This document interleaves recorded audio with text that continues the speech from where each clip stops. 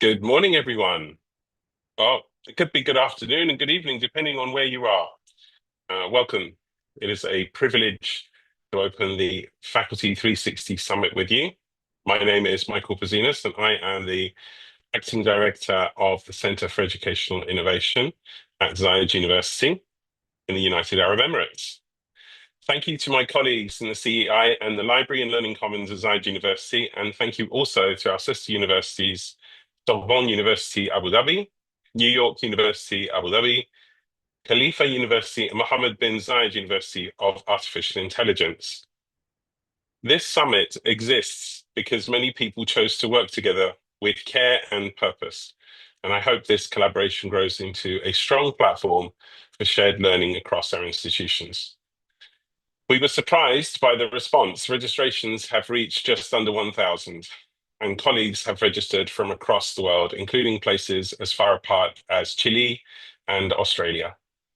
This interest highlights the desire of educators for clear guidance and honest dialogue about the future of academic work. You face real change in your daily practice, and today offers time to think with others about that change and to plan for what comes next. This program moves across 5 strands that shape strong faculty work. In learning and teaching, you'll see practical ways to design clear learning and use AI with purpose. In leadership and growth, you will highlight steady habits that support long-term progress. In technology and AI, you will focus on how to guide students and keep quality at the center. In academic integrity, you will look at things with attention, tools, and routines that maintain the integrity of scholarship. And then the final strand looks at well-being and institutional culture, reminding us that stable teams and fair processes support good teaching. I invite you to participate, question, and share. Your insight strengthens this community, and I'm very glad that you're here. Let me give you a quick run through for the day. In a few minutes, we will hear from Professor Michael Allen, Provost and Chief Academic Officer at Zayed University, who will inaugurate the summit. Then at 9:30, our first keynote, Dr. Grace Thompson, will take the stage, followed by Professor Nancy Gleason for our second keynote of the day. At 11 o'clock, there will be 30 sessions available to you, so from 11 onwards, for you to visit across 5 different strands with 6 sessions per strand. Please feel free to dip into different strands. And the best way to do that is via the event platform on the webpage of the app. Then please join me and other panelists at 3:30 for the AI Education Forum discussion on reclaiming learning at the age of AI. And let's not forget the certificate. In order to gain the certificate, you need to attend a minimum of 4 sessions. And at the end of those sessions, you will have a password. You need to note down 4 of those passwords. Then what you do is you visit the faculty360.org website and apply. And there's a form to complete and a small reflection before December the 5th. Okay, it is now my pleasure to introduce you to Professor Michael Allen, Provost and Chief Academic Officer at Zayed University, who will inaugurate the first Faculty 360 Summit 2025. Thank you very much. Thank you, Michael, and good morning and good afternoon and good evening to all of our colleagues joining from across the UAE and really around the world. It's an extraordinary gathering, as Michael mentioned. It's my great pleasure to welcome all of you to Zayed University's Faculty 360 Summit 2025, a gathering designed by educators for educators. This promises to be an extraordinary day. I want to echo Michael's thanks to the incredible teams who have shaped today's program. At Zayed University, to the Center for Educational Innovation under the direction of Michael Pazinas, to the Library and Learning Commons under the direction of Lillian Lee and her colleagues, and of course to our valued partners from NYU Abu Dhabi, Khalifa University, Sorbonne University, Abu Dhabi, and the Mohammed bin Zayed University of Artificial Intelligence.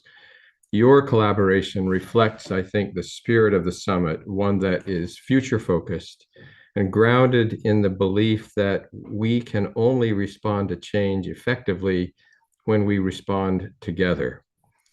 The theme of this year's summit, Beyond the AI Hype, Faculty Futures in a Changing World, could not be more timely. I've reflected on this quite a bit and have had a particular opportunity this week to reflect on what teachers do, as we have had for 3 days this week our graduation ceremony. In the last 2 years, artificial intelligence, of course, has moved from the margins of academic conversations to the center of nearly everything we do, including curriculum design, assessment, questions of academic integrity, research practices, and even, I would say, especially how we understand our roles as faculty. With this rapid change has come excitement, of course, but also considerable pressure, uncertainty, and in many cases, moral and professional distress, particularly as AI-enabled misconduct challenges our systems of academic integrity, and indeed raises questions about what it means to learn and therefore what it means to teach. In some ways, our identities as teachers is being questioned and redefined. Faculty are navigating new expectations at unprecedented speed, and this is particularly challenging for us at universities which aren't accustomed to moving at speed. But the challenges and the new expectations are really unprecedented in their speed. And often we aren't given the time or space to reflect on what these changes mean for the heart of our work. This summit is that space, and I hope there are many more like it in the future. Today is not about the technology of AI alone, of course. It's about human judgment, ethical leadership, and our agency as educators. It's about moving past the hype, as the theme suggests, to examine what truly matters how we collectively shape an academic culture that is resilient, equitable, and serves a purpose. The summit, as Michael mentioned, is organized around 5 pillars that reflect the real lived experience of faculty in 2025: teaching and learning, leadership and career advancement, technology, innovation, and AI, academic integrity and research, and well-being and institutional culture. I'm glad that last one is in there. Across these pillars, one theme is constant, and that is that faculty are irreplaceable. AI, of course, can automate many tasks, but it cannot replace mentorship, ethical guidance, creativity, empathy, or the ability to help students make meaning in a complex world. Those remain uniquely and powerfully human contributions. We are really honored today to have keynote speakers who will challenge and inspire us. Grace Thompson, who brings essential insights on AI ethics and governance in higher education. She will help us examine what responsible AI use should look like within our institutions. And though I do not know Grace personally, I have known of her important policy work for some time, and I deeply value her insights.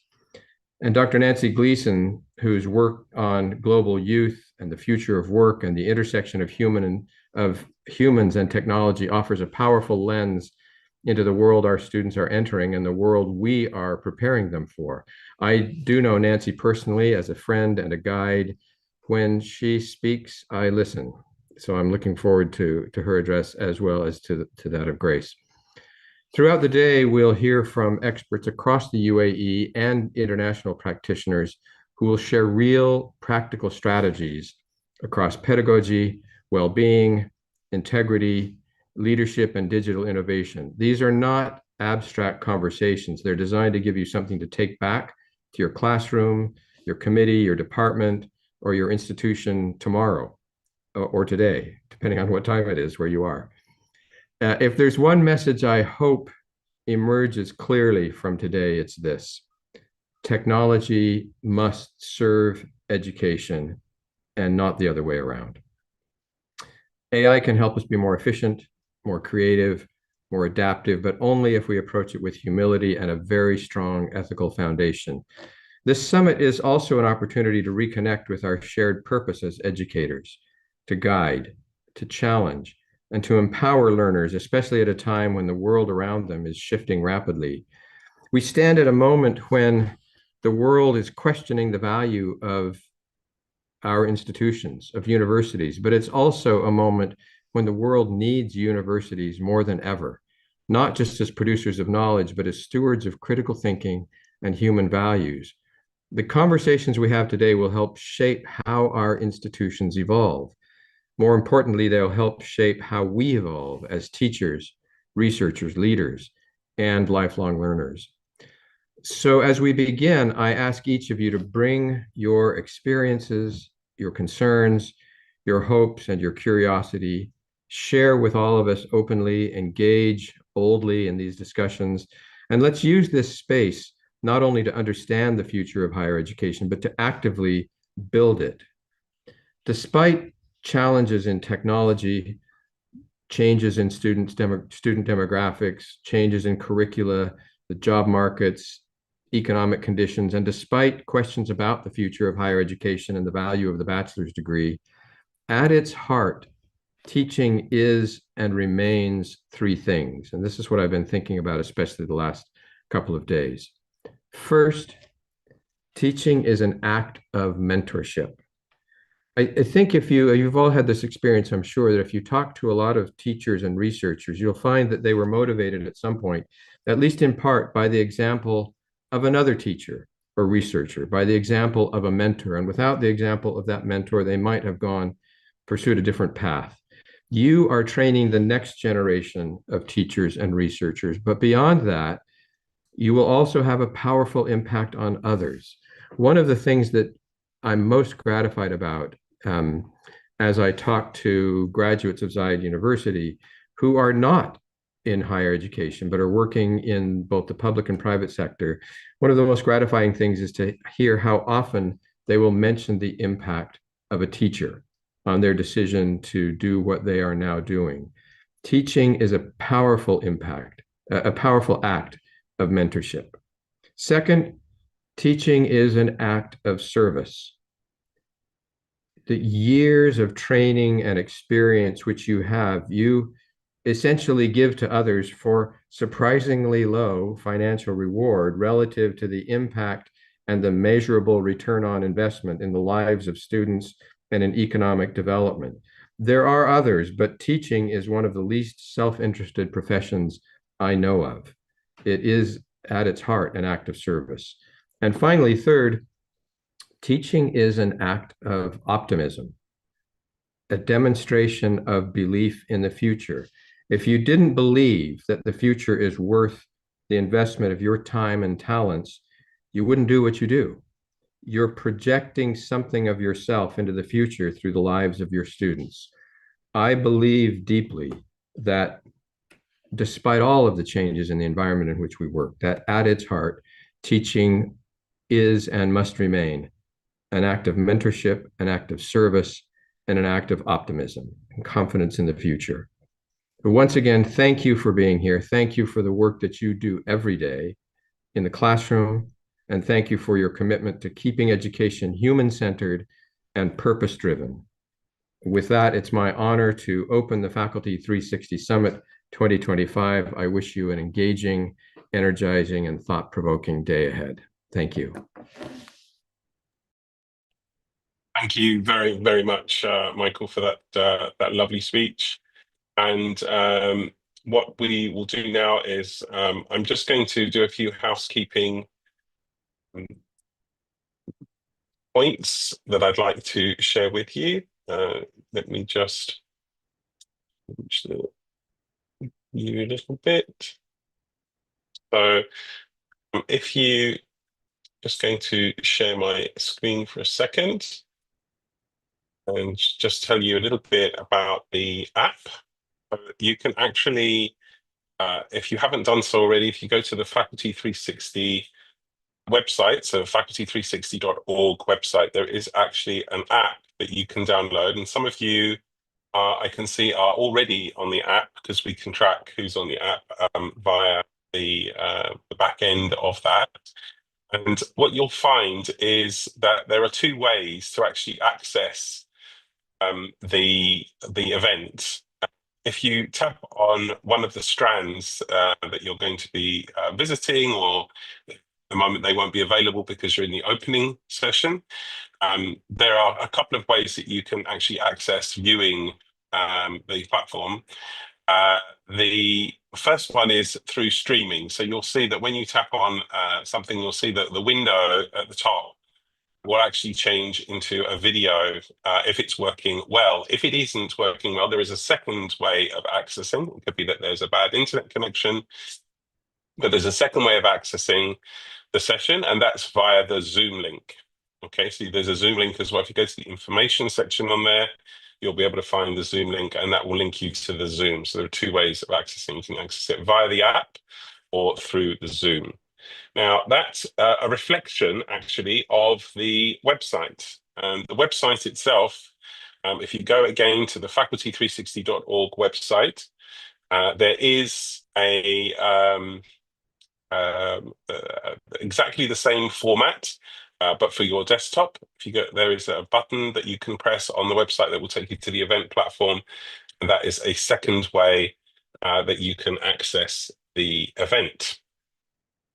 At 9:30, so in about 15 minutes, and there are lots of these little breaks in between as well. We realize that there are online sessions, and so that we can avoid Zoom fatigue, there are little breaks in between, of which there is one now, as our first keynote speaker is getting ready. So Grace Thompson will be with us at 9:30, so in just under 15 minutes. And so please tune in back at that time. And Grace will be getting, I'm sure, getting her slides ready and preparing all that. So I will leave you there, and I'll put a little bit of music on as well, and enjoy the music until Grace is ready, and that will happen at 9:30. Okay, see you back then.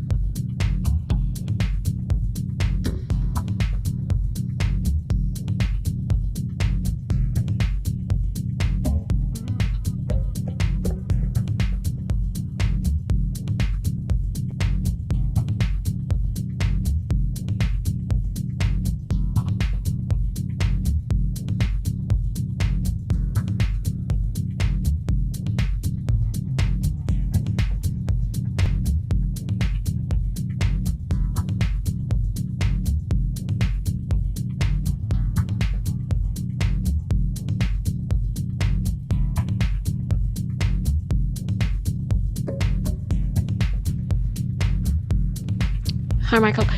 All right. So yesterday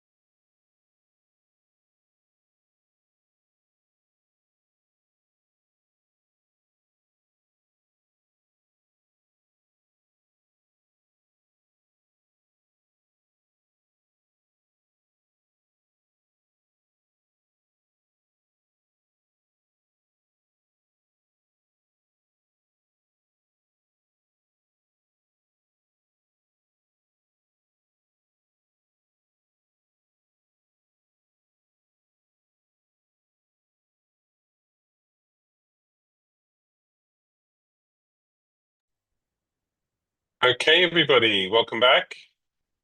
Now it is my honor to introduce our first keynote speaker, Dr. Grace Thompson.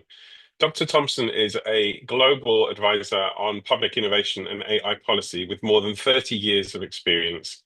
She leads the AI policy clinics at the Center for AI and Digital Policy in Washington, guiding 400 policy leaders each semester.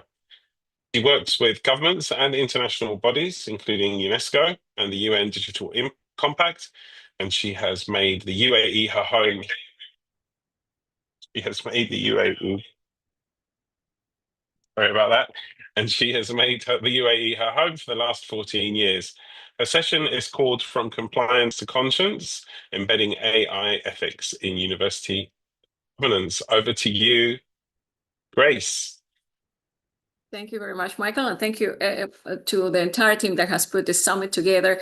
It was really invigorating to listen to Provost Allen to make the starting points of this discussion today, and very interestingly, what we will discuss today, it is aligned with, with his opening words, and I believe it is because as faculty members and as educators, we're starting to have an agreement, kind of a consensus around what it means to have ethics in our organizations and in our universities. So let me tell you, as a preamble of the conversation today, having lived here in the UAE for the past 14 years has been a blessing, because I have seen a very young country with ambitions and desires and putting their people first.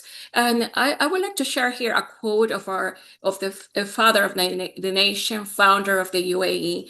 And he may have said this around the 90s. And he says, future generations will be living in a world that is very different from that to which they are accustomed. It is essential that we prepare ourselves and our children for that new world. And that's what has us here, because now we are called to act upon this foresight of Sheikh Zayed.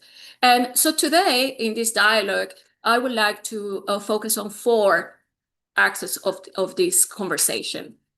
We're going to talk about the question 0. We're going to talk about the importance of the human in the loop. Then we're going to now discuss a little bit more about AI governance and what it looks like, and then the way forward. So when we talk about question 0, and you will hear that constantly, especially in the education realm, because educators, we are thinkers, we're constantly researching, and we are very aware of what happens in our surroundings, and we bring that into our classrooms. And so the question 0 calls upon us to look what is happening. We see all these different innovations in AI. We see the media telling us that there's a future of learning if we use AI, that AI is going to improve productivity, that AI is going to revolutionize healthcare, that AI will leap us into the future, that AI is changing how we work, how we do things, how we look at our customers and our students and our faculty. And some of this is positive. Some of this looks very promising. And that's the hype that we talk about as the essence of this conversation today. So how do we move from that hype into a concrete conversation of what AI means in our educational institutions?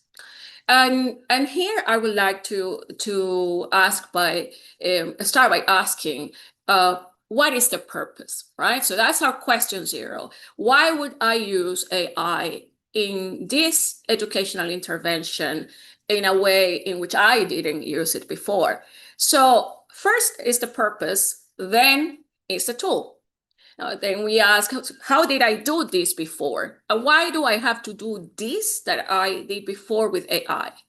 I mean, why do I have to score my students with AI? Why do the students have to use AI to do their assignments? Why would I want to use AI to see how they are behaving? So those are very deep questions, right? I'm placing them here, but these are very deep questions that we have to ask ourselves as someone tells us, our institution, our leaders, our lead faculty, our dean, that we are going to use AI for this specific aspect of our education delivery. The third question is, do I have a strategy, right? And this is a question that is not only for educational leaders, but it's for each one of us as faculty members in our classrooms. I mean, do I have a strategy to adopt this AI tool or this AI system into my classroom and the way I design my curriculum? Do I have a roadmap that tells me if I start doing this now, I will do this next thing, and then the learning outcome will be different, better, because that's what I'm doing in the intervention. The fourth consideration is, do I have the team? Similarly, it's not only a question for educational leaders or the provost or the deans, but also for each one of us. Do I have a team? Do I have my teaching assistant? Do I have my colleagues? Do we understand ethics? Do we understand the ethics and the ethical implications of introducing this system or letting this system, this AI system, be introduced in our classrooms?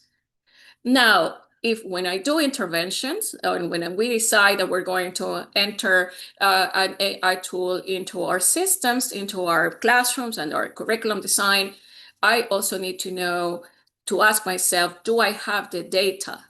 Will I have the data to make the decisions and a model that I'm going to put into my curriculum design or my assessment or my definition of the pathways of my students? Do I have the right data? Do I have data that really reflects the nature of the students that I have typically had in my classrooms? And how transparent is that data? Who gave me that data? Where did I get it from? Did it come from within my organization, or did anyone who came with their models to offer this new platform to find pathways for my students bring it from some other locality that it's not mine? And then the most important point, which is the reason why we are here in this conversation, is, do I have the governance? Do I have a committee? Do I have codes? Do I have policies? Do I know how will I manage when some of these adoptions of technology in the classroom, whether intended or unintended, result in harm? Am I prepared? Is my team prepared? My board, my academic committees, are they prepared to commit to accountability? What happens if when we use a system, our students are in a worse position than they were before? Am I going to be accountable? Will I be able to respond to the parents and to my students? That's why governance is so important. And as you can see from these 6 points that we started the conversation with, these are very logical points. And these are questions that we will ask whether we're talking about AI or not. And it becomes even more prevalent when it's AI. So it's very important to understand what AI can and cannot do, because that's the pillar for responsible AI. So now, in front of you, you have approximately 6 examples of typical applications of AI, or reasons why faculty decide to adopt AI tools, or universities decide to adopt AI tools. This came from a study of the European Commission. It's a very good document called the Ethical Guidelines on the Use of AI and Data in Teaching and Learning for Educators. And so they found that there is an inclination to use adaptive learning technologies because, someone tells us that AI tools will help us adapt to each learner's ability.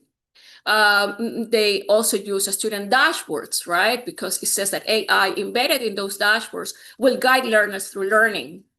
That we can use AI because we can do individualized interventions, and that for special needs students, these AI tools are going to help us understand special needs. That we could also use AI to score essays using automation, and because this has the benefit to reduce the load in grading. That universities may also use AI to expedite their student enrollment and resource planning. and that there's really no harm in introducing chatbots into the system to guide learners with just simple questions or parents with some administrative tasks. Of course, this is set to us as faculty members and as administrators in the universities, and they seem to be very good cases. But as we will discuss in the rest of this presentation today, this could be a good intention, but we also have to look at possible risks that are hidden behind and that we have to govern. For example, risk of disinformation or misinformation or biased information that is channeled through these systems to our students, the use of deepfakes, privacy infringements, and in a greater or in a broader context, even the poor conditions of data annotators are behind the creation of these systems. Mass surveillance in public spaces, or linking our face or the faces of students to specific times and places, the risk of manipulation, risk for child safety, social scoring, and others which are prohibited levels. And when we come to education, there has been recent articles by Harvard Business Review on Education Week that mention the risk of workflow generated by large language models. You know, the overflow of information that is unnecessary, that is staying with faculty or with students as they use these systems. And the most important consequence of this, which connects very much with what Provost Allen told us at the beginning of this day, is the loss of meaningful relationships with teachers. That's one of the most consequential results of the use of AI without governance. So there are bias that are embedded in the system. Some of these bias that are in the data that we could be using inadvertently could be structural bias. For example, characteristics of our learners that do not match necessarily the learners that we have, or bias that is introduced by people. And those are the bias that we have to try to resolve by education, right? By having a culture of ethics within the organization. Algorithmic bias, right? The models that are behind the algorithms are behind this model that end up making these decisions. Bias also in the output of the model that reproduces the bias that was in the model. And bias with the large language models, bias generated by the interactions of the users with the models. And as I'm saying these things, you could think immediately, what will it look like a student facing a model that is fed with this bias? So the danger and the risks are very high. So our goal is the pursuit of trustworthy innovation. So it's not only innovation, it's not only innovate and bring AI in our classrooms because they tell us that that's going to improve efficiency. But it's to make sure that our innovation is trustworthy. So what is trustworthy AI? So once again, I refer to the ethical guidelines for a trustworthy AI of the European Commission. It's a second document that they issued. And they said there have to be 3 conditions: that the adoption of this AI system is legal, that is ethical, that's what we're discussing today, and that is robust from a technical perspective. And this trustworthy innovation or trustworthy AI means that there has to be an assurance that we are being just and fair, that we're being transparent, that we are being equitable, that we're respecting the privacy of our students, that the systems that we're using are explainable, that the vendor who sold us this system can explain to us why this outcome happened, right? Security. So these aspects that are indeed principles, as we will see in a second, are also decision designs. And one wonderful educator that I follow very closely is Professor Virginia Dignam. And she has written extensively about the importance of the question zero. So the use of the data that feeds the systems that are trained in these models require an ethical perspective. so that we ensure that whatever decisions are made by those systems, when we bring them in the classroom, either to grade or to decide what pathways we give the students or whether we admit them or not, have to be based on ethics. So ethics resides with people, and that's why the second axis of this conversation is human in the loop. So what does human in the loop mean? And for us as educators, it means that recognizing that AI cannot replace these contextual and cultural and ethical dimensions that we bring as humans.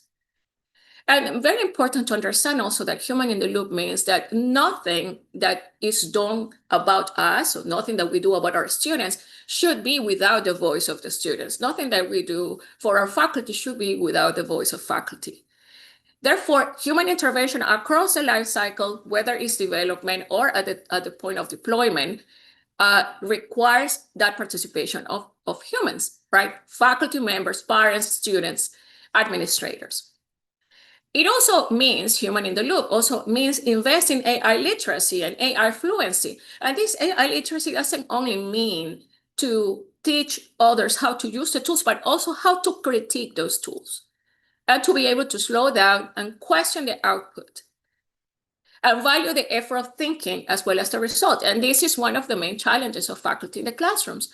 Assessments that are designed that had a purpose before, right now have the same purpose, but now they have to reside more in process than in output, because outputs could be easily generated by large language models.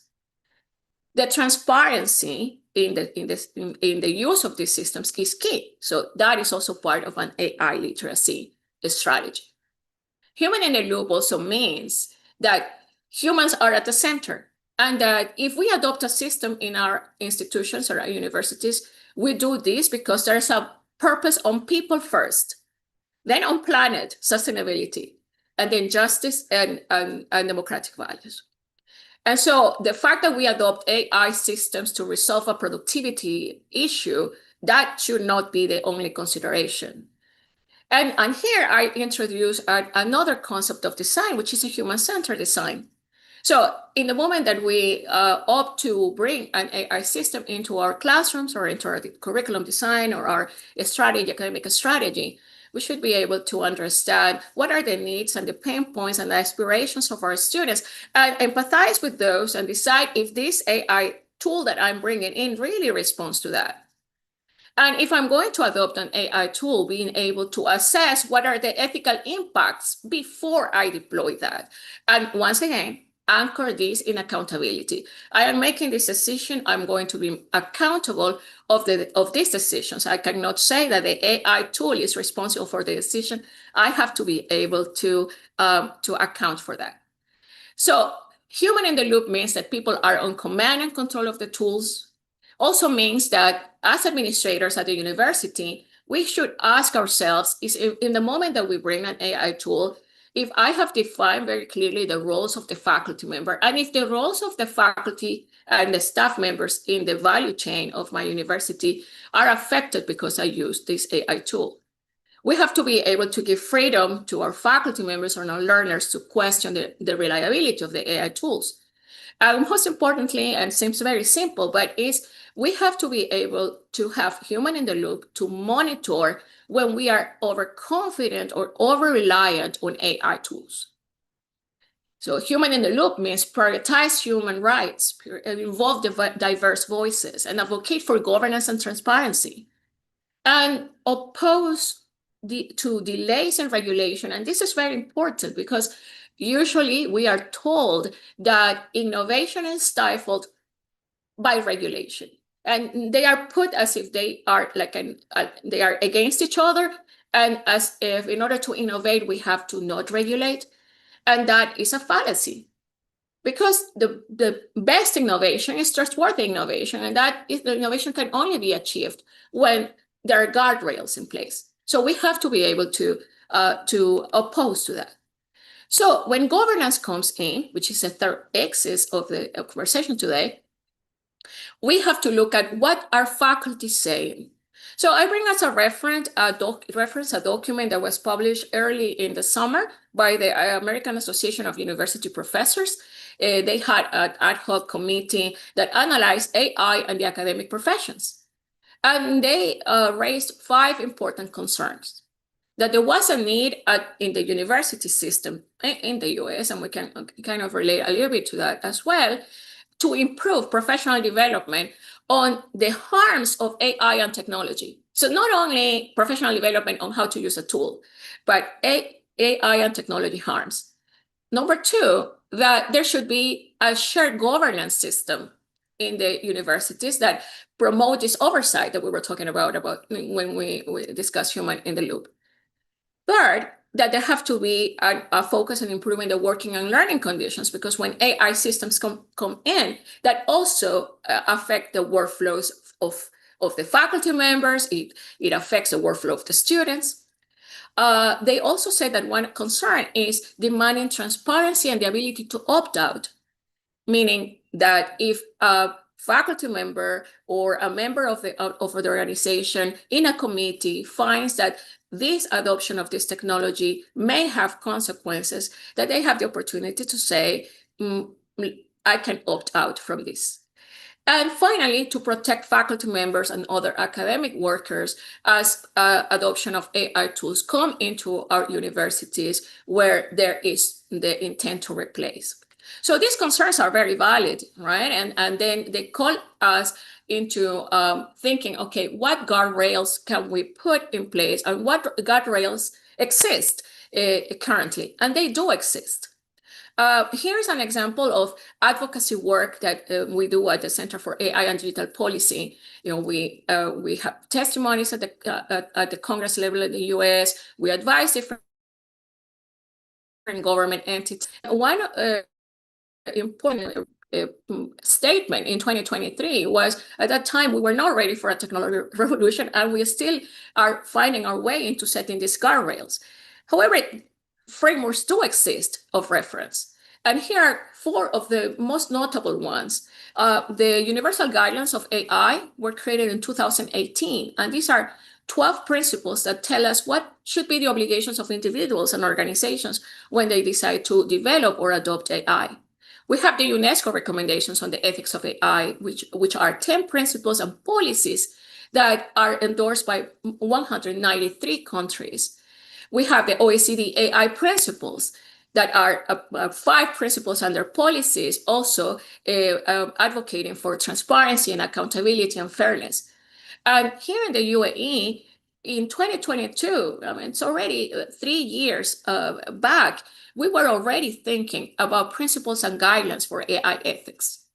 The Universal Guidelines of AI, of the 12 principles that they have, which are some rights and obligations, there is one that is particularly important. It's element number 12, the termination obligation, that says that if an AI system that is adopted in an organization cannot be overseen by humans and is creating harm, it should be terminated. No questions asked. Terminated if it causes harms. The UNESCO recommendations for ethics of AI, which were issued in 2021, represent 10 principles, and these principles include proportionality and do not harm, responsibility, transparency and explainability, awareness and literacy, and fairness and non-discrimination. And there are specific tools that are used by states and cascaded down to different entities within the states to implement these principles. The OECD AI principles are values-based principles that were issued in 2019 and updated in 2024, endorsed by 47 countries. And they are specifically meant to help AI actors, meaning the developers and the deployers, to develop trustworthy AI. And here we have the AI ethics principles and guidelines. And if we look at these, the UAE had the foresight to say, we will make AI systems that are explainable, that everyone can understand what is the logic behind it, transparent, that we can ask questions and be given the information, accountable, that whoever deployed the system or developed the system is able to respond to the consequences of that development, that is fair, that doesn't cause any bias or any injustice, that preserves rights, preserves privacy, that is sustainable and environmental friendly, that is human-centered, and is robust, safe, and secure. And it's very interesting how to see how the UAE, being a pioneer and an innovator in the region, anchors this development in AI ethics, and that is exemplary.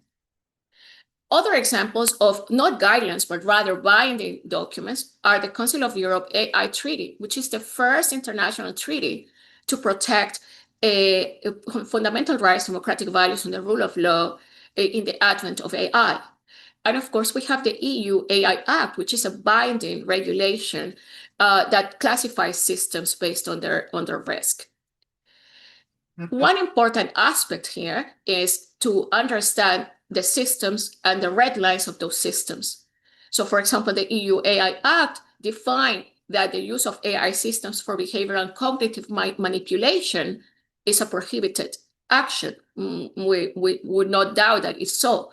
Or predictive policing, or emotion recognition, or citizen scoring, or the use of biometric systems in real time are also prohibited.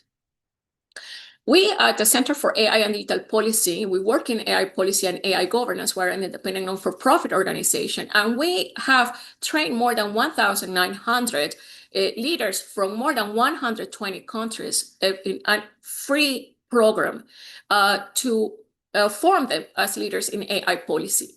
And they promote human rights, democratic values, and rule of law. And they are educators, they are sociologists, they are engineers, they are lawyers, they have different occupations. And what we look is, or we pursue, is ensuring that AI and digital policies promote a better society, more fair, more just, and more accountable. And in doing so, we assess national policies in approximately 90 countries for 2026 with 12 metrics which are aligned to human rights, democratic values, and the rule of law. We also publish an AI policy sourcebook, which is a great reference for policymakers in education and in every realm. So knowing why are we using AI, the risks, the need to have trustworthy AI, the need for human in the loop, the existence of governance frameworks that exist, we have to implement them. What is the way forward for us to transfer these principles into governance? We have to understand what it means to have trustworthy AI. And first in line is in concordance with what Provost Allen said, is human agency and oversight. That's the first thing. If we're going to adopt systems, AI systems in our universities, we have to have human in the loop with oversight. We have to have transparency. We have to guarantee that there's diversity and no discrimination, that we are incorporating these systems because we are seeking for the well-being of the society, that we're protecting privacy, that it's robust and it's accountable. So remember all those systems that we saw at the beginning of the conversation, the adaptive learning technologies and student dashboards. So behind the adoption of these systems, we should ask questions about transparency, questions about the diversity of the data, questions about who is responsible, who is the human behind the test and quality check of those systems. What are the considerations of privacy when we use the student dashboards? What are the considerations of robustness when we are using systems for individual interventions? When we are using systems to score essays, is this aligned with the learning outcomes? When we use them to process administrative tasks, are we being mindful about privacy? And when we use chatbots, are we also looking into implications for privacy and for technical robustness? So with this, and this aligns with the work that the Zayed University is doing in asking, so how do we move forward with emerging competencies that faculty and staff members and academic in the university setting should have? And so it is clear that we have to have a framework that is more adaptive to make sure that there is professional engagement and conversation in the use of digital technologies, that we know how to source and create and share these digital resources, that we can have conversations about how is that we manage these digital technologies in teaching and learning, that we can have conversations about how really and actually these digital technologies are benefiting the way we assess or are impacted by impacting how we assess, how we empower our learners, right, in this desire to personalize, and how we facilitate learners' competency. So these 6 areas are also part of the ethical guidelines of the European Commission, and they are very good start points for a conversation about competence frameworks in our universities. So to conclude and bring all these conversations, the 4 X's together, right? The zero question, the human in the loop, the governance, and this way forward is, let's always remember to ask the 0 questions. Why do I need AI to resolve this problem? Always guarantee that there are humans at the center because humans are irreplaceable. Embed ethics in university culture so that those principles and those values will help navigate dilemmas that faculty and staff may face. Pursue trustworthy, human-centric innovation, not just pure innovation. Promote shared governance, so these healthy conversations happen between faculty and administrators. Govern based on values of fairness and transparency and accountability and equity and security and safety. And most importantly, because we are educators, continue to advocate for invest in our people, our faculty, our staff, our learners, our parents, and elevate the competencies for the present and the future.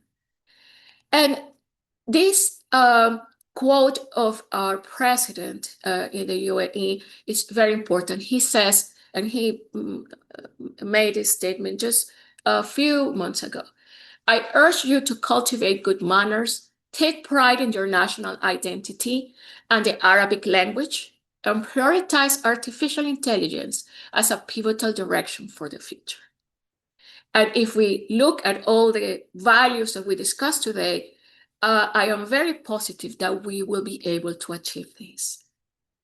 Thank you very much for listening to this conversation today, and I open the floor and to any questions you may have, Michael.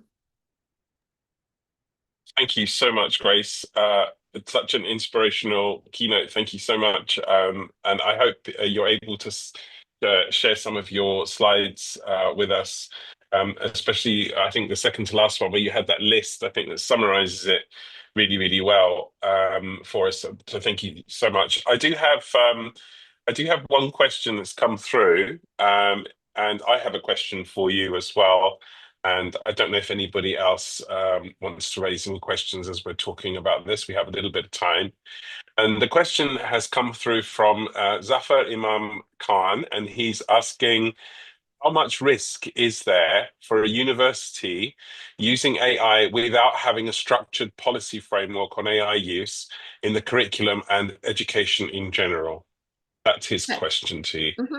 That's a good question, and connects with what we were saying in the presentation, right? It's very important to have a governance system. So to build on the existing systems of cooperation between faculty and academic committees, to have the voice of faculty into the adoption from the moment that there is a decision to adopt an AI system, it's very important to understand why.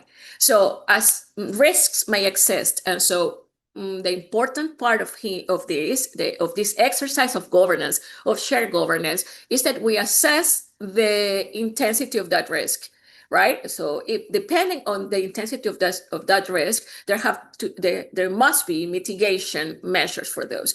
There are risks that are low, there are certain mitigation measures. If there are higher risks, the mitigation measures are higher, or no decision to adopt that specific system. So yes, indeed, risks will exist. How we mitigate those risks are part of the conversation. And that's why an assessment of the impacts ex ante, before we put the system in place, it's very important. So thank you, Zafar, for that question. Thank you, Grace. And I've got a question. And as you were going through some of the frameworks, and one that caught my eye was the Universal Guidelines for AI. You said that were developed in 2018. My question is, I guess with a lot of these frameworks and guidelines that have come out, as soon as they come out, they become very dated very quickly. I mean, not dated as in, this one was in 2018. How relevant are they today, and how often do you think these frameworks need to be changed? I mean, this one still relevant, despite the fact that it was brought out before before the hype, if you like, of ChatGPT and generative AI. So, I mean, I'm asking you, I mean, are they still relevant, these frameworks, and do you think they get reviewed often enough? And that's my question, basically. Yeah. Well, I think the basis of the sustainability and relevance of a framework is that at the time that they were designed, they were based in principles, right? So principles do not change. However, to your question on universal guidelines of AI, those were brought together by more than 250 academicians, scientists, and technology experts. In 2023, the Center for AI and Digital Policies is a strong advocate for universal guidelines of AI. We did have a celebration of the 5th anniversary of the guidelines, and we put a call for papers to see what additional elements these universal guidelines should include. And one that came very intensely, it was all the principles remain the same, but sustainability, to make sustainability, environmental impact a more important element in the principles. There was also discussion as to whether the advent of generative AI would not be addressed by the universal guidelines of AI, but the principles are exactly the same, right? You have to be fair. If the system is creating harm, disinformation, impact, abuse, etc. I mean, it has to cease to be used in the organizations. The OECD, for example, I know that you are doing work in alignment with the OECD AI principles. Those were created in 2019, and they were revised in 2024 because there was also a revision of the definition of artificial intelligence. So the definition of artificial intelligence was defined. So it is very important to contextualize those principles, but those principles continue to be relevant because they are based on values. So it's a very good question, and it's usually what there sometimes. Some people may place the dated aspect of the framework as a disadvantage instead of as a strong demonstration that those principles are solid. Like when we write papers and we combine seminal work with empirical work, but the same way.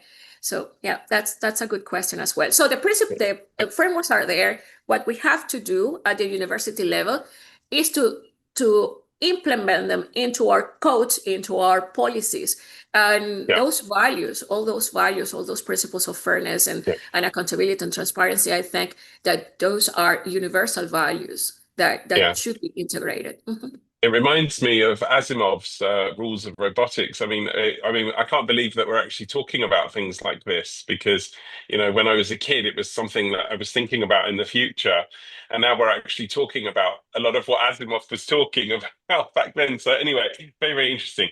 I've got another question here from Breda, and she's saying, I am just wondering how we can unpick the differing conceptualizations of ethics that exist between us and our students. It's a generational thing, maybe, but I feel we need to bridge the gap. Yeah, and that's where the AI literacy or AI fluency aspect comes in. And once again, that's why there are global frameworks that say these are the ethics of AI. The UNESCO recommendations for the ethics of AI is one such framework. If we want to have a discussion about AI ethics, I think that AI ethics is one of those subjects that should be transversal to any conversation or any other subject in the curriculum, but it should have a special place as well, either as part of the curriculum or extracurricular, because it is essential. That shared understanding of what ethics mean it's critical. There has been, because we work extensively with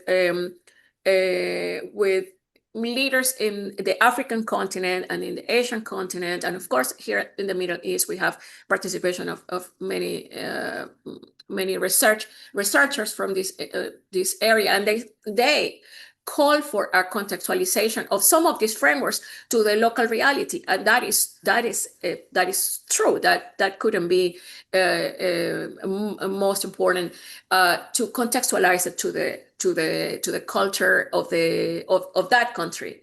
But the ethics, the principles, the ethical principles, the dissemination and the awareness, the shared understanding is a must. Thank you, Grace. I'm a little bit worried about the time here, and there are quite a few questions in the chat. I've made a note of them, but just for the audience, just so that they know that you can actually ask these questions to Grace, and Grace can answer them on the app. If you go to the app, and you can ask these questions on the app as well, and that goes for all the sessions today. You can actually contact the speakers on the app, and you can ask these questions as well. I'm afraid we're going to have to move on, but thank you very, very much. I just wanted to share Grace's password for today, which is, let me show you. It is Grace. No surprise there. Okay, so if you just make a note of that, if you're collecting the passwords for the certificate, the code for Grace's session is Grace. Okay, we have another session in a few minutes with Nancy Gleason, and that will take place. I just want to make sure that Nancy has enough time to set up her slides ready for the presentation, and that will start at 10:15. Okay, so just a little bit of patience while Nancy gets ready, and that's going to happen at 10:15. So thank you very much.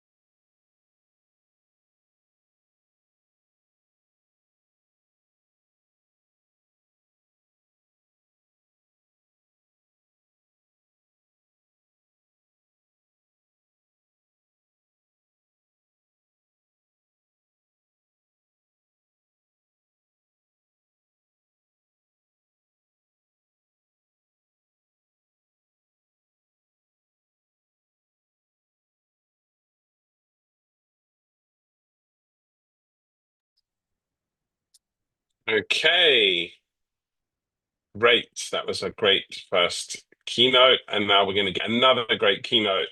It's now my absolute pleasure to introduce Professor Nancy Gleeson to the stage. Nancy is no stranger to many of us. She is Professor of Political Science at Mohammed bin Zayed University of Artificial Intelligence and the Director of Undergraduate Academic Excellence. And she works on AI integration in teaching, student success, and academic workflows.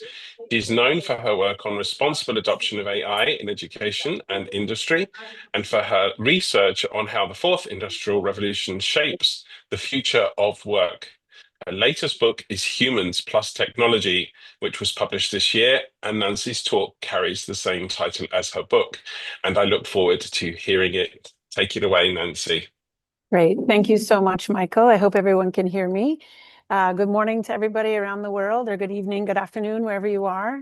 I want to start by saying thank you so much to the team at Zayed University and the collaborators at Sorbonne, NYU Abu Dhabi, Khalifa University, and NBZ UAI for bringing this incredible opportunity of sharing together. So as Michael mentioned, I'm going to be talking about a sort of foresight-based approach to thinking about faculty development, teaching, learning, and how students are changing.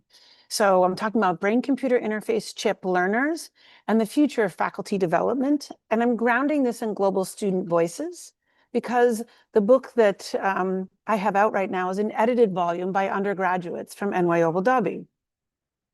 And this project was important to me because they are the ones that are going to do the work.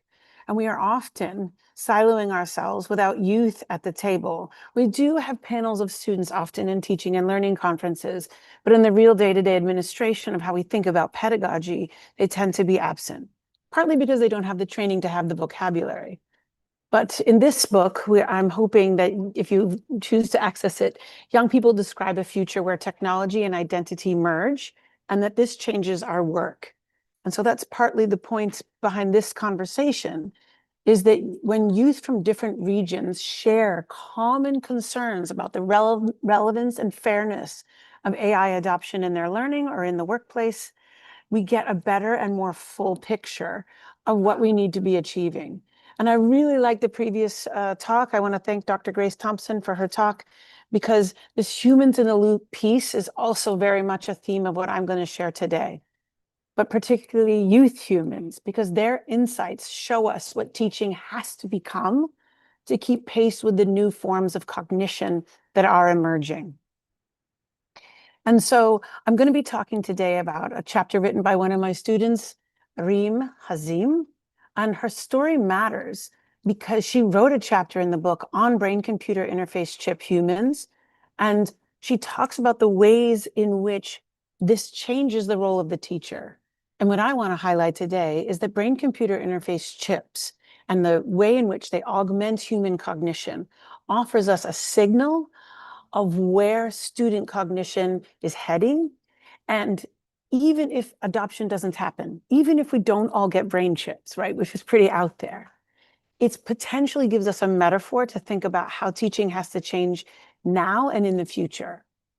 So when we think about embedded technology, my themes here today are that students are already engaged with digital systems that are changing their thinking processes and their learning processes. But faculty practices lag way behind this, while we revert to paper-based exams, Proctero lockdowns, and technologies that are trying to band-aid our old way of teaching because we rightfully know it worked. But students are learning in a new way, and we are not evolving fast enough to catch up with that.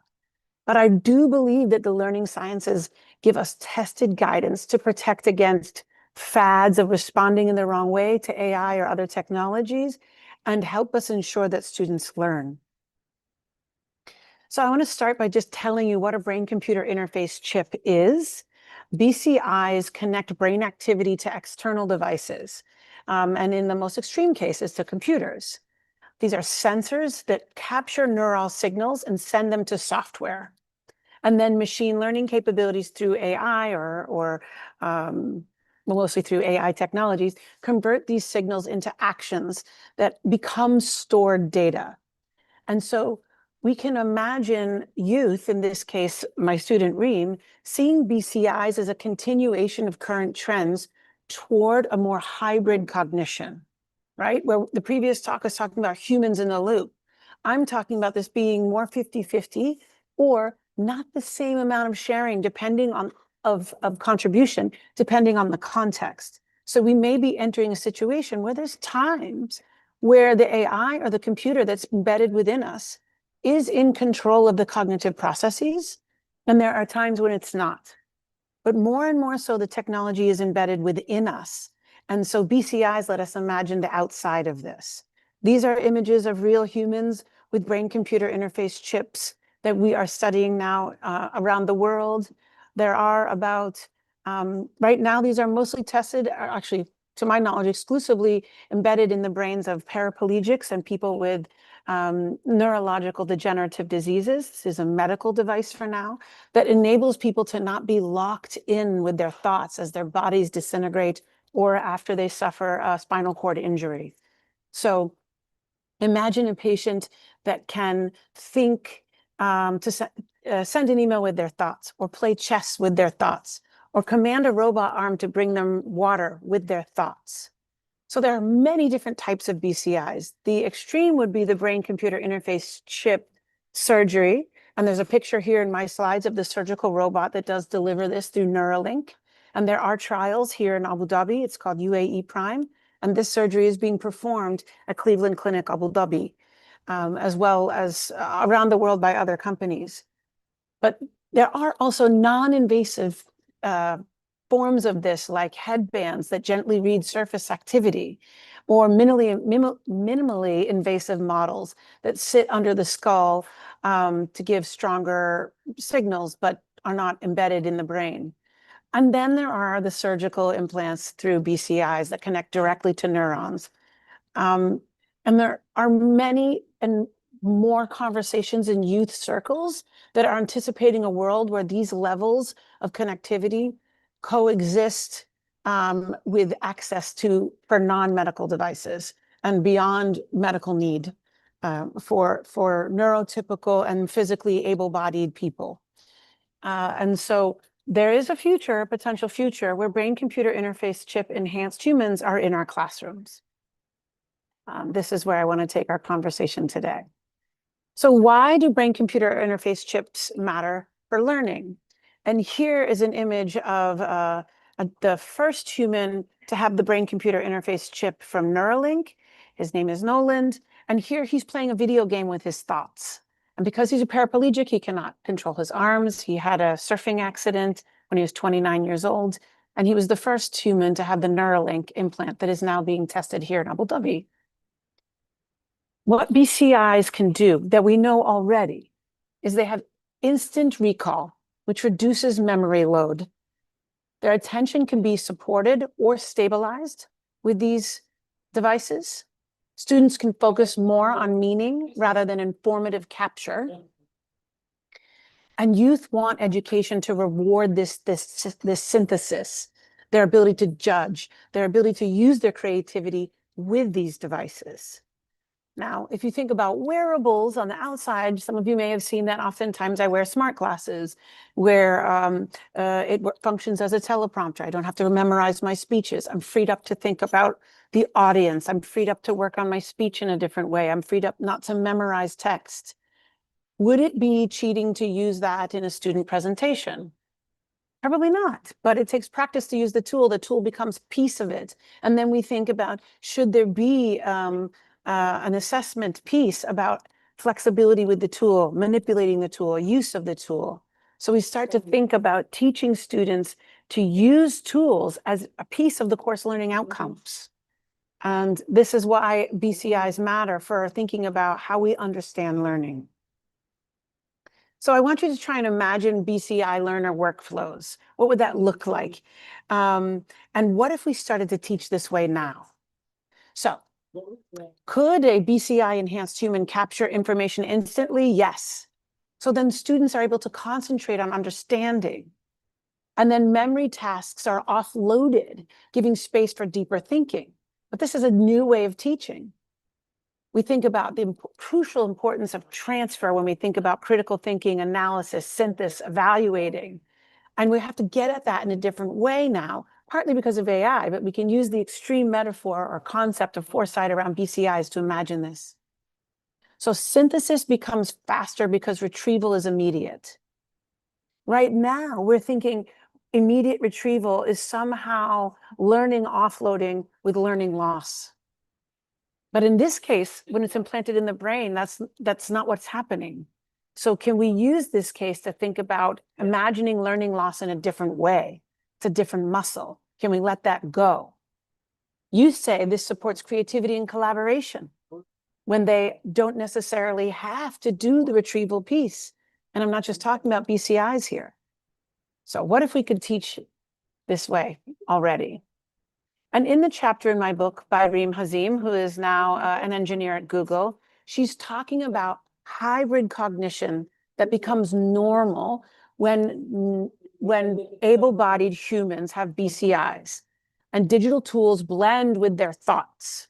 Now, I appreciate that I'm imagining a future here that has tons of privacy and ethical implications.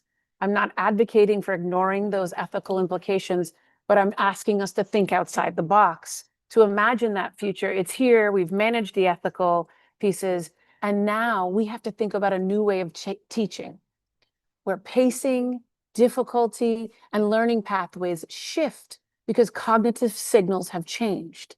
How we understand strategic knowledge has changed. How we understand metacognition has changed. The student's sense of self evolves when technology feels like it's part of their mind. And I would argue this is partially what we're going through right now.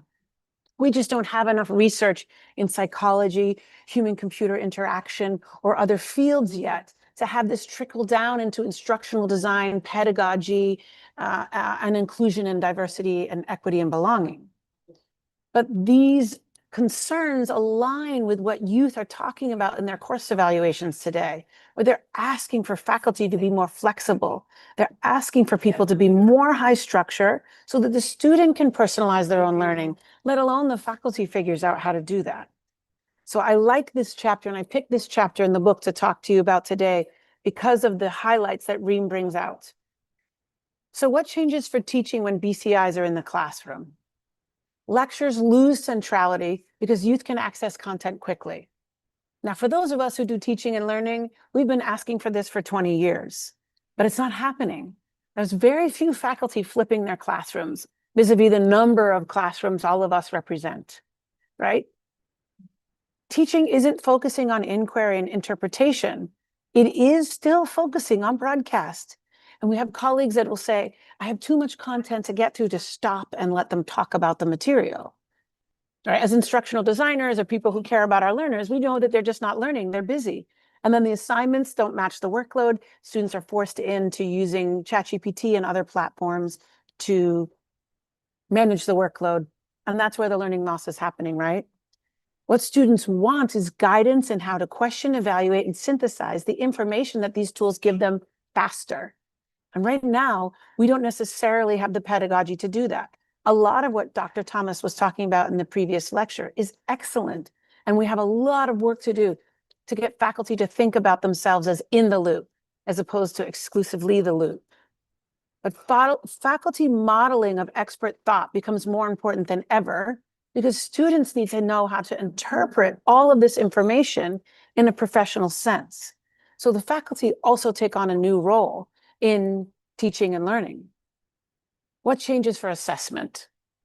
So closed book exams assume isolated thinking, which no longer reflects youth reality. It verifies skills for accreditation bodies, and oftentimes it's the one motivator we have for students to actually complete the homework. So there's a real tension and a real friction there where the systems we've used are locked into old ways of knowing, being, and doing. And so the tasks that we ask students to do and the tasks we assess shift in this context to demonstrating reasoning steps and cross-context application. Good innovative courses are already doing this, and good innovative teachers are already doing this. They're the ones winning teaching awards. They're the ones on this call right now that are tuning in. But for the majority of faculty, this isn't incentivized. Leadership doesn't know about it, and we still have a lot of work to do. But what we want to see happening is that students are able to demonstrate how they made decisions, not just what answers they reached, and that performance tasks match how youth expect to learn in the outside world, in the workplace. This means involving industry as a partner in the assessments. Always a controversial statement because we're not teaching for an economy, ideally. We are teaching for self-awareness. But I would argue we can do both. So, where's the educator pushback? Faculty fear that tools hide gaps in learning, and indeed they do. Every day, across multiple universities, I hear faculty say, well, I have to do this test on paper because otherwise ChatGPT. And what I'm talking about in this presentation is an alternative, a middle ground, where we find alternative assessments to going back to paper in order to show where the gaps in learning are. But we also help students to be self-aware enough to be aware of their own knowledge gaps, because that's when manipulation of the tool works the best. Faculty are worrying about verifying individual mastery and about academic credibility, but these concerns can be addressed with modern assessment. And I don't just mean project-based teamwork. We have to come up with whole new ways to do this. Maybe even throwing Bloom's taxonomy out the window for a minute. And I'm a huge advocate of taxonomies, so it's painful for me to say that. But we're asking students to learn and unlearn all the time. We know that this is a piece of lifelong learning. It is time for us as educational leaders, instructional designers, and teachers to unlearn some of this and create new assessments that don't exist yet. So, what are we doing today to verify knowledge in interesting ways? We're asking students to think aloud about tasks, and that we're asking them to reveal their cognitive processes. In good and innovative classes, we are talking to them about their learning strategies, about the ways in which they think, and why they think the way they think. We are looking at drafts and notes. Some faculty are using Google Docs to look at how documents have changed over time. They're using platforms to try and catch cut and paste from ChatGPT platforms. But we can also ask students to verify step-by-step justifications, right? And we need new assessments to do that. And a lot of us have reverted to short oral defenses to confirm mastery, but this is very challenging on our time, on teaching assistants' time, on the feasibility of this. We don't necessarily have rubrics. We don't necessarily teach students to perform orally in this way. They've been practicing with written exams and problem sets, depending on your discipline, or performances their whole lives. And all of a sudden, in real time, we're asking them to shift to oral defenses. So if you've been in a workshop with me before, I always say, don't assess what you didn't teach. If you are teaching faculty as an instructional designer, or you are a faculty member yourself, and you have already shifted to oral defense to confirm mastery, then you need to teach the students how to do that. Give them opportunities to practice oral defenses. Let them do peer feedback so you don't increase your own workload. And ask them to create new assessments that would be relevant to the real world in an oral context. And oral, right? Also listening. So these are some of the things that innovative teachers are doing right now, but we want to push that forward even still.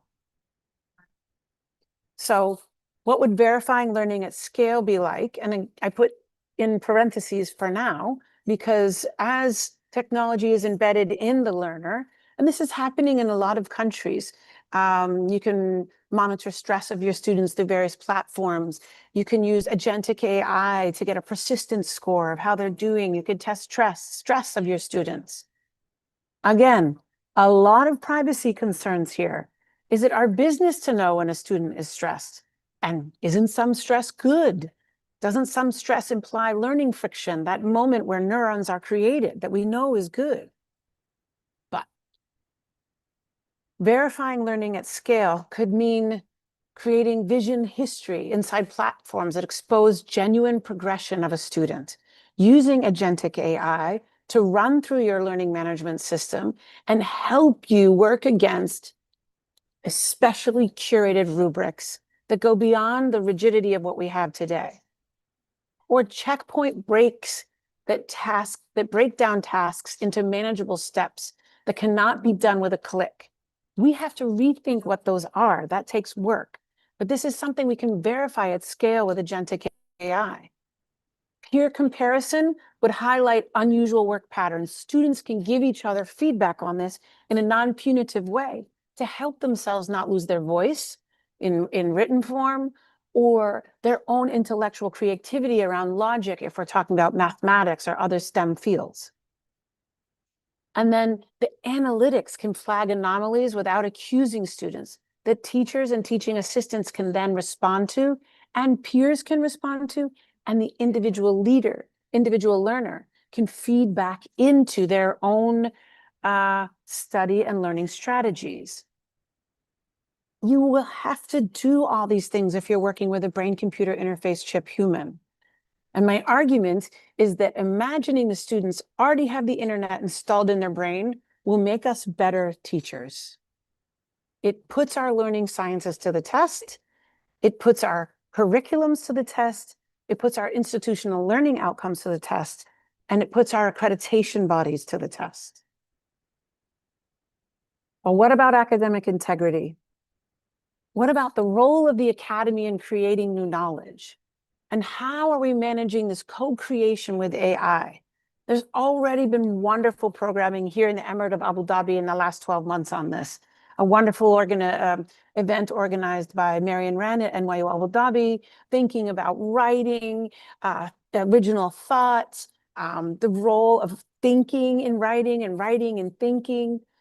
But here I want to talk about academic integrity as co-creation, where the integrity focuses more from the product accuracy, moves from the product accuracy to the transparency of the process. And the process becomes key to developing students' metacognition. Metacognition becomes the goal, no matter whether you're trying to teach mastery in chemistry, in economics, in theater, in art history, no matter the sense of hierarchicalness of the discipline. What students are lacking across the board is clarity about what tool use is acceptable and why. And this came up in the previous talk by Dr. Grace Thompson as well. If we create rigid policies within our universities right now, it's pointless. We'll be locking ourselves in where the pace of change is not relevant to the guidelines. But individual faculty are being too evasive. They're not giving students understanding of the matrices upon which they have to perform. So this piece for instructional designers, centers for teaching and learning, and administrators is crucial. Asking faculty, does the student have clarity on acceptable use for the assignment that you've created? Not writ large, for the assignment you've created. And we have to redesign rubrics and convince the faculty to use the rubrics they design to reward explanation and reasoning. These are harder things to measure. We need whole conferences on this topic. So this approach aligns with what youth are asking for us. When you go and you read course evaluations, you read papers on the qualitative feedback that's there. There are comments like, I didn't know what was expected of me. The grading scale wasn't there. I didn't know how to get an A. And we're thinking that students are just trying to get the A. Well, they are. But if you read between the lines, and by the way, the A matters, their GPAs matter. We want them to learn for learning's sake, but the system isn't set up that way. So we can help them in this context. Fairness is crucial. And I think across the board, a student in 5 classes over 1 year, or whatever you want to say, 36 credits, they're not having an equal and fair experience because of the lack of clarity right now. If we imagined that they all had brain-computer interface chips and we trained faculty that way, we would raise the equitable bar on fairness and clarity. And we can still use the learning sciences as our anchor. This is what I'm arguing. Active learning creates deeper understanding even for augmented learners. Even if the content is there, the manipulation of the content is where the stick happens, right? Ian Leslie says, knowledge needs something to stick to in order for you to develop your cognitive skills and your curiosity. Yes, you have to know stuff. And yes, we have to do quizzes to verify that, because otherwise we do have learning gaps. But we know as instructional designers or followers of Paulo Freire's pedagogy of the oppressed, that when students co-create with each other and they get an opportunity to be seen by the professor, that we get this deeper understanding. And those learning sciences apply today. Retrieval practices strengthen real memory and prevent dependence on these tools. Even when they're embedded within you, students will need new tools to learn how to retrieve them. So when I'm wearing my smart glasses, if I have to go quickly or translate to another language within them, I need time and I need support. I need tech support on how to manipulate that tool to do my job. And then spaced learning reinforces durable knowledge. We've experimented with block learning. We've experimented with compressed semesters. We've experimented with 10-day courses that are worth 4 credits. These have different benefits, but there's less knowledge that can be crammed into that because of cognitive load management. We don't want to break our learners, and the learning sciences have always told us that. So thinking about spaced learning rather than trying to cram as much as we can into 14 weeks is a crucial piece about the mental health and wellness of a BCI human. And it's even more important if you don't have a brain-computer interface chip, you just have a laptop and a phone shoving information at you all day, even with a personalized AI tutor. So the learning opportunity from the learning sciences here, the activities we want to encourage as instructional designers and administrators is transfer tasks. Taking what we know and applying it in a new and novel context, which is a key criteria of critical thinking. This is what we want, and this is what youth are asking for. This is the stuff on course evaluations they say they like. This is the stuff they say good professors teach them how to do. So it's not that we can learn without faculty. It's not that they're being replaced, which I sometimes sense in the anger and the frustration that faculty feel about a lack of guidance from administration in universities. But faculty have to guide the ethical reasoning and responsible decision-making that this is about. And some of them are upset about that with good reason. It's a change in their work scope. Part of the messaging here is every single employee in every single sector of the economy is going through this globally right now. They're not the only ones. There is community.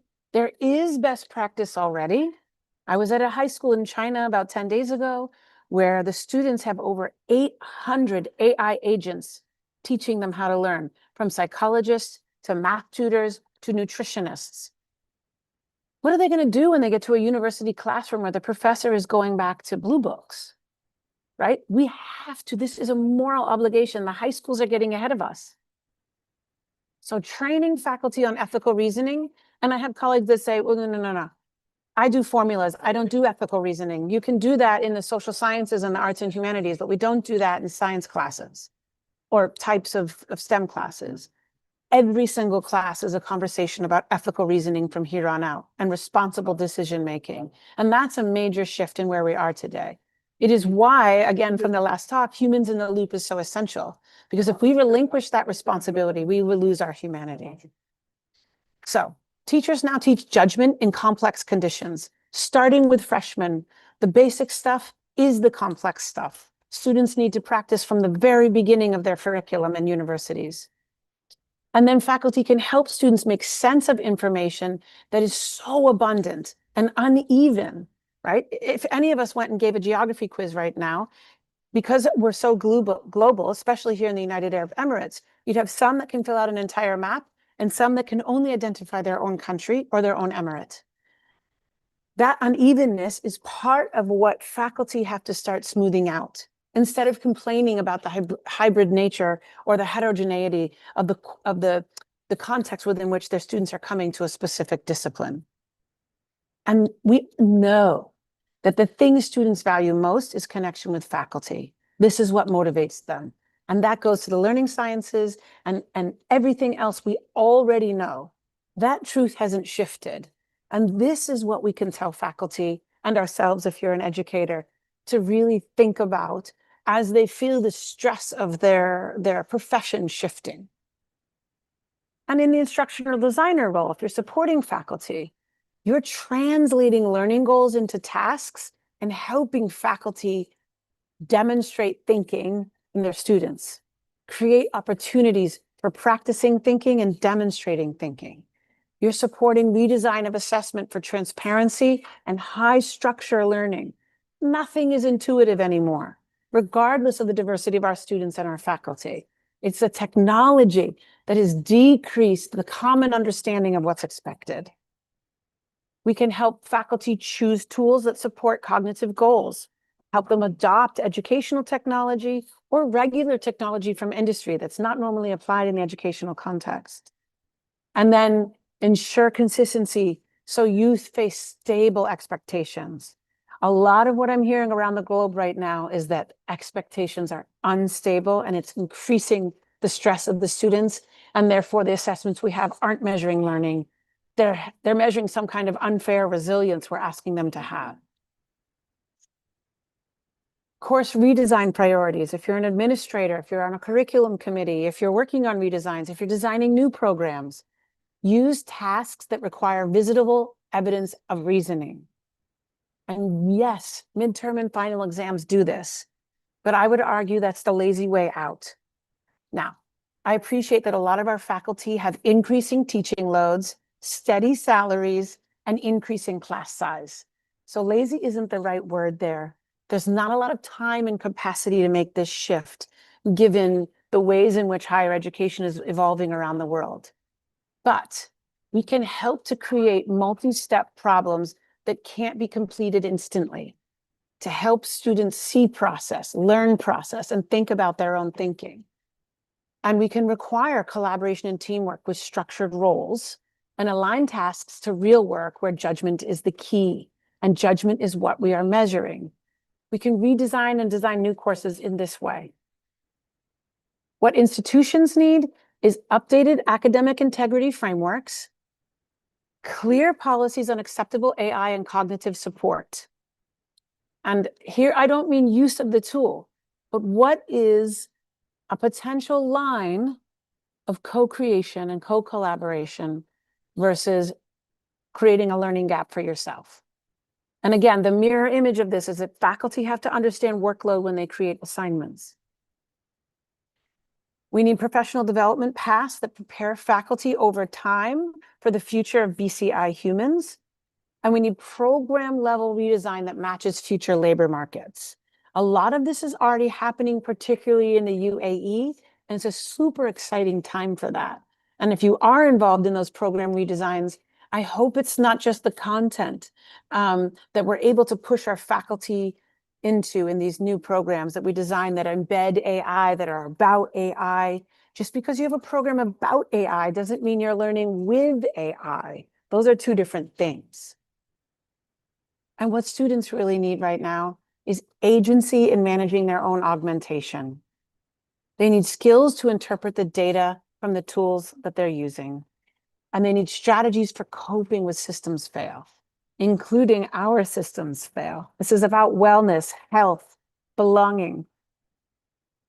And they need support to develop creativity and independence in new ways. Not just content. It's wholly insufficient at this point in the game. So we are in a humans plus technology world now where BCIs represent the edge, but youth already report hybrid cognition with current tools. The logic of brain-computer interface chip-enhanced humans helps us plan for the learning world that students expect, and some are already in.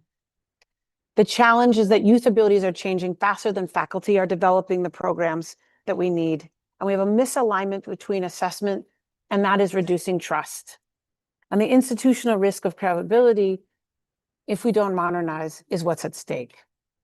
So a practical next step for all educators, and I'm wrapping up here, is to redesign one major assessment with process evidence as in this coming semester. To clarify the cognitive goals for each task and maybe even the course, and use small change cycles to support faculty confidence if you are in a center for teaching and learning or you are an instructional designer.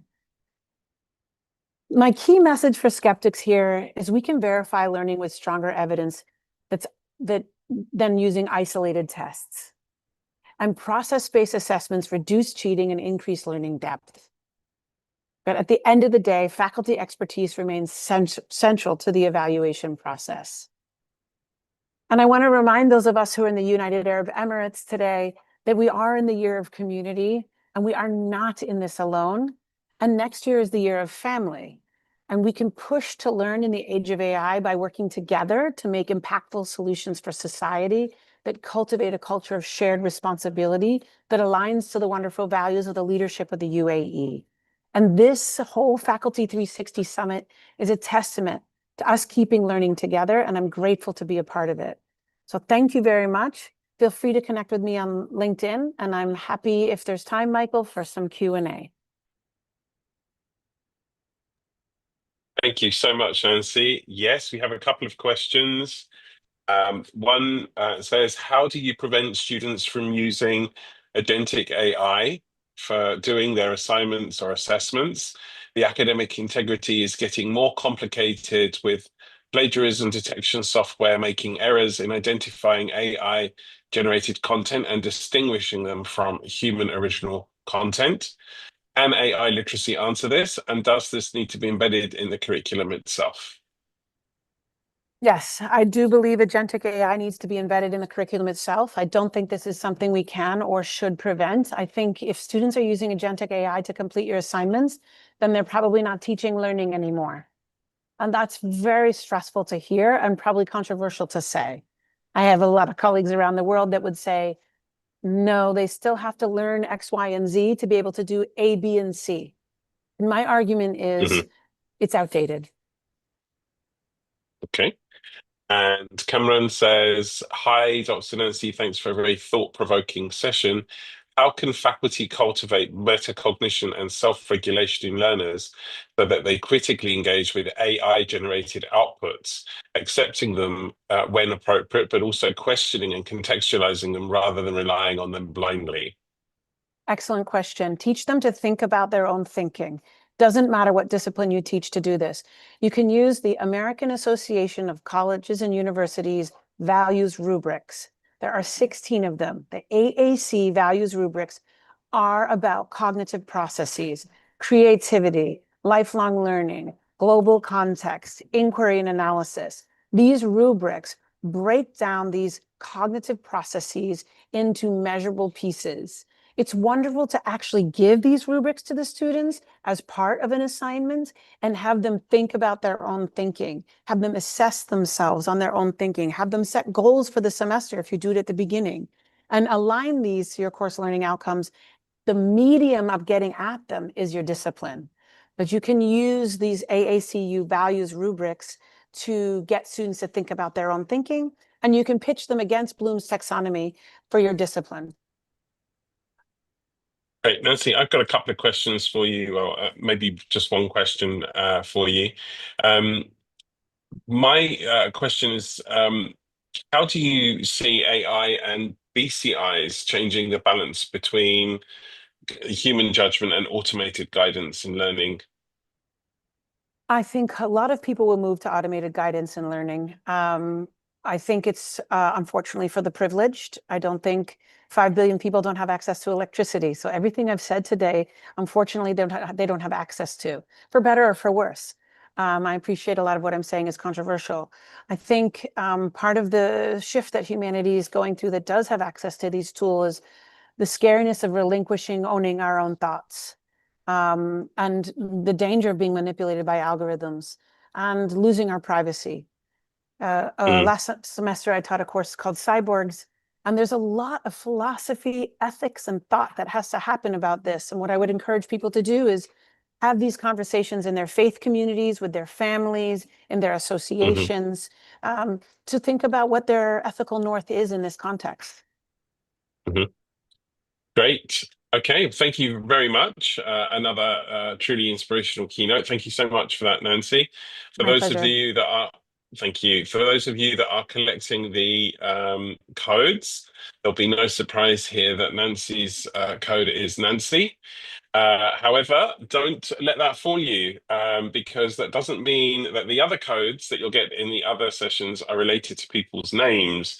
So just take a note of those as you're going along. If you've already done these two, you've already got 2 under your belt, and you just need a minimum of 4 sessions for the certificate. Okay, thank you very much. We are now about to go into the different strands, and there are different strands: teaching and learning, faculty leadership, and career advancement. Those are going to start at 11 o'clock, so in 5 minutes. So I just want to give people time to get to those sessions. Technology, innovation, and artificial intelligence in strand C, academic integrity, scholarship and research, and well-being and institutional culture. Now, please bear in mind that we are in a live environment and anything goes. So it could be a little bit tricky. There might be people that don't turn up. That could be a possibility. There might be people that suddenly have an internet disconnection. That could also be a reality.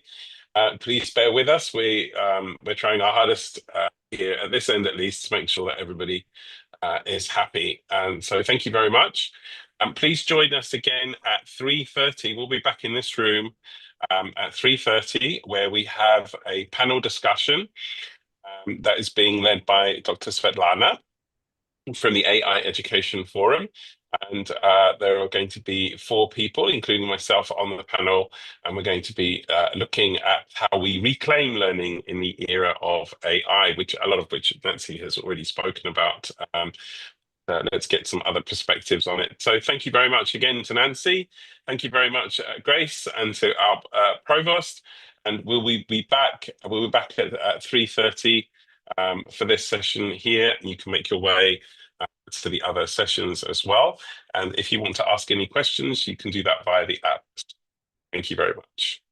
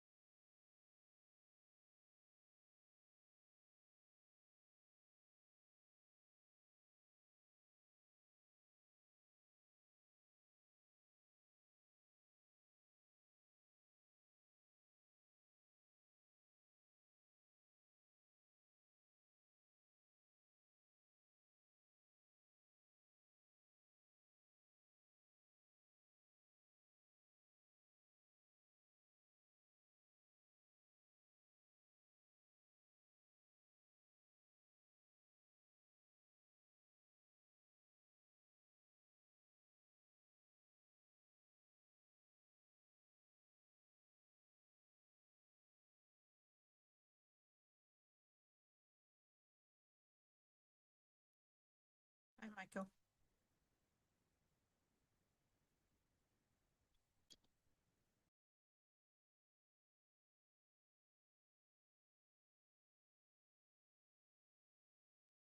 Hi, Ashley, can you hear me? Yes, I can hear you. Okay, great.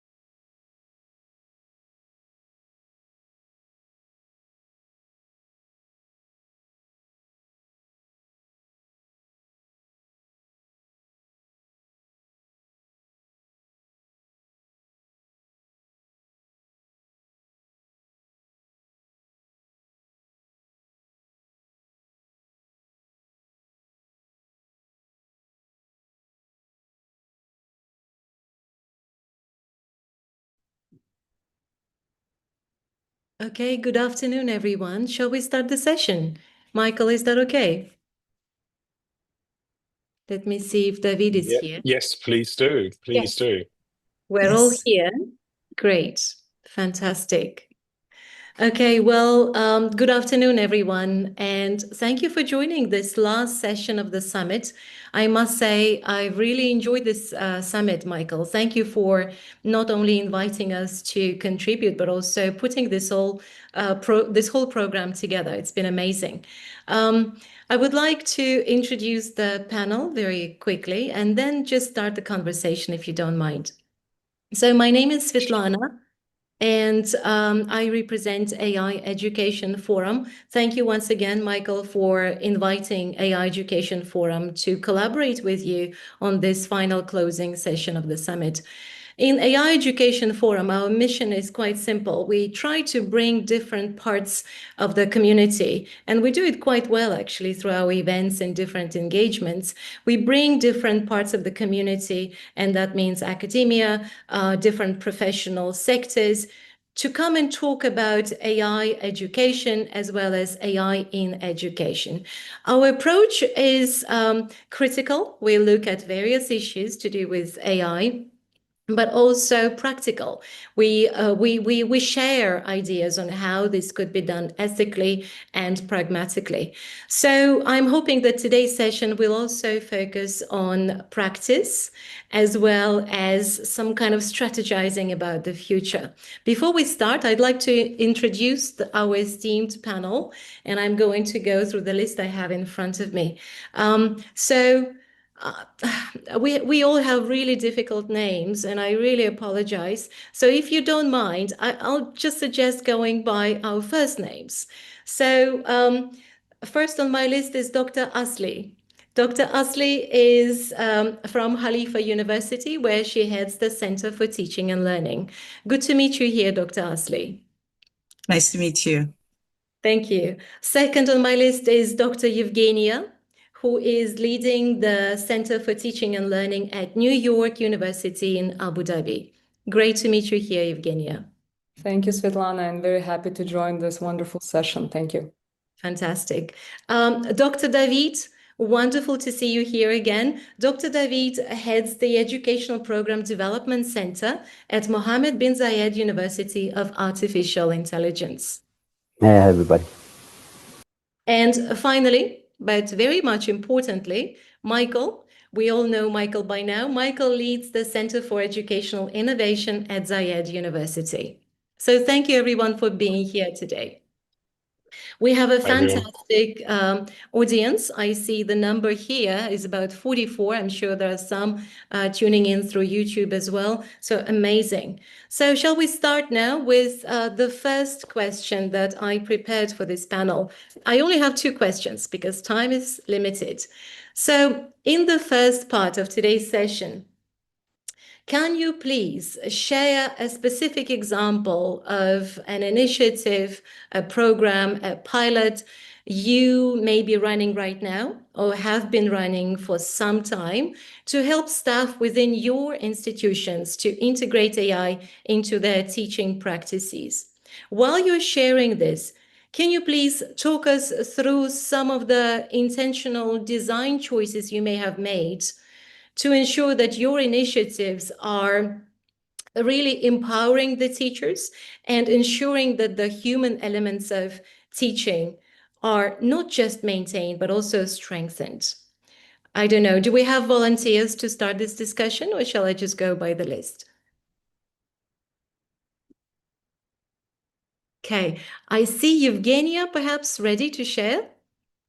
Okay, thank you once again. This is a great question. And there are two models that I would like to share, and both of them are not just, they're designed not to only help faculty achieve learning outcomes within the courses, but they actually stem from the challenges in the classroom. So one of them is actually the overwhelming challenge of students reading, which has been brought up by many faculty, not just at our institution, but all across. that students come, not as well prepared. Sometimes the reading is fairly shallow. So how do we work with this? If we think about reading as kind of cognitive function, it's very complex. So what we did first, instead of just going and trying to, different approaches and using AI to redesign, we did a study to understand the complexity of the problem. So we ran a all-student survey. We also did student-focused interviews to understand what's the problem. And the problem was that actually students are using AI to, they do it with good intentions. They use AI to understand, to prepare for the class, but they use bullet points. They use bullet points, they don't engage as deeply. As a result, hence we see the shallow engagement. So when we share this, and importantly, it's not only for the classroom, then students would use it for their essays, they would bring those outlines to classroom discussions. And when we presented this outline, these results to faculty, it actually generated a lot of interest, specifically from faculty who focus on, reading and writing intensive courses. And there was a lot of willingness to experiment together. So I think that first research piece, which gave more information about, how this is so critical. So then we engaged with several faculty on thinking how we can embed AI in the classroom in a way that students don't bypass, essential reading engagement through outlines, but they actually engage in analytical reading. So the pilot, one of the pilots that I mentioned, was done through, a tool that was accessible and is accessible to our students, which is NotebookLM. The faculty chose part of the course where it was embedded in the specific reading assignments. The faculty highlighted what are the skills and content that is important for students to acquire for the follow-up course. And then we iterated with the prompt design to ensure that there was not too much over scaffolding. So students actually engage in that productive struggle. And the intention within the prompt design was to actually teach students analytical reading strategies, which many of them have not had. That was the result of the survey as well. The various levels of student language levels, which was also a problem, right? So all of these aspects were embedded in the prompt design so that students actually develop analytical reading skills. They develop metacognitive skills to assess how they have improved. And then they would come to the classroom without AI, ready to engage in the discussion, critical thinking, and assessment. And it worked very well. We measured the change in learning and transfer of strategies. So that's one model that I wanted to highlight, particularly about the intentions. And I don't think I have the time to highlight the other one, so I'll just stop here and let others share. Thank you. Thank you so much, Evgenia. Yes, I appreciate you sticking to one particular specific project. And the project you shared, it resonates with me because I am a language teacher and my PhD focused on academic reading. So the human elements of reading and how reading is a way of becoming, I think, thank you for highlighting that. For the audience, if you'd like to raise questions, please don't forget we have the Q&A chatbot here, but also we can take questions at the end of the session. Okay, thank you, Evgenia. Shall we move on to Dr. Asli? Yeah, sure. Thank you. Thank you so much for preparing the panel questions and leading and moderating it. I want to just mention at Khalifa University, one of the benefits or privileges we have is our faculty are STEM experts. So the AI is not something totally foreign to them. However, our role at CTL is to provide them the pedagogical structures that enable them to use AI responsibly and effective integration, to make that integration. A key initiative that I want to share that we've had it for over the years, but every year we target a particular challenge or something that is, a trend or something that really we need to address is we do have a mini grant program where we want to incentivize our faculty. In the last 2 years, we had a dedicated track on AI enhanced teaching and learning. And some of the professors submit the proposals, and we have reviewers, and we give them feedback. Those who are they have done extensive work in justifying the grant. We give them guidelines, and then they have a whole year to create, really modify their content, look at the outcome, their course, create a blueprint, show us where in their lessons or activities are they going to integrate AI. And we, of course, we give them a lot of advice and counseling and support. If I look at some of the topics areas that we have now funded is AI for formative feedback and readiness check, because that is formative assessment is really tough on STEM fields. We have AI assisted adaptive practice. We have student-led prompt design, and we have AI supported case creation and guided examples. So, and then at the end of when they complete their project, they have to give workshops to other faculties. So it gets disseminated, that information. Of course, we encourage them if they could publish it or go further with that collected data that they have developed. But the first requirement is they have to present at our professional development week, either in the spring or in the fall. Thank you, Dr. Asley. I picked up on two very important elements, I think, that you mentioned. First is pedagogical structures, how you are helping your staff by providing them or helping them to understand where in their teaching they can implement AI and giving them some structures with frameworks within which they can think. The second one, incentivizing staff.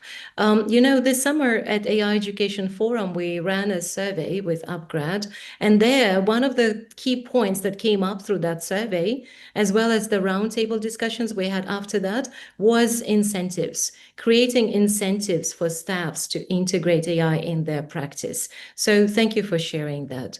Once again, if somebody's joining us later, there is a Q&A chat for you to leave questions, and you'll have a chance to raise those later on as well.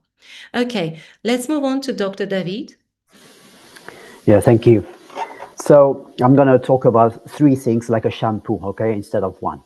So we have three initiatives. Of course, we have grants as well for our faculty, but what we have at the moment is we are part of the initiative that was with OpenAI to roll out GPT-5 EDU, as many other universities here in this country. So we had training sessions, particularly for faculty, but also open to all staff and all students, that we designed ourselves here.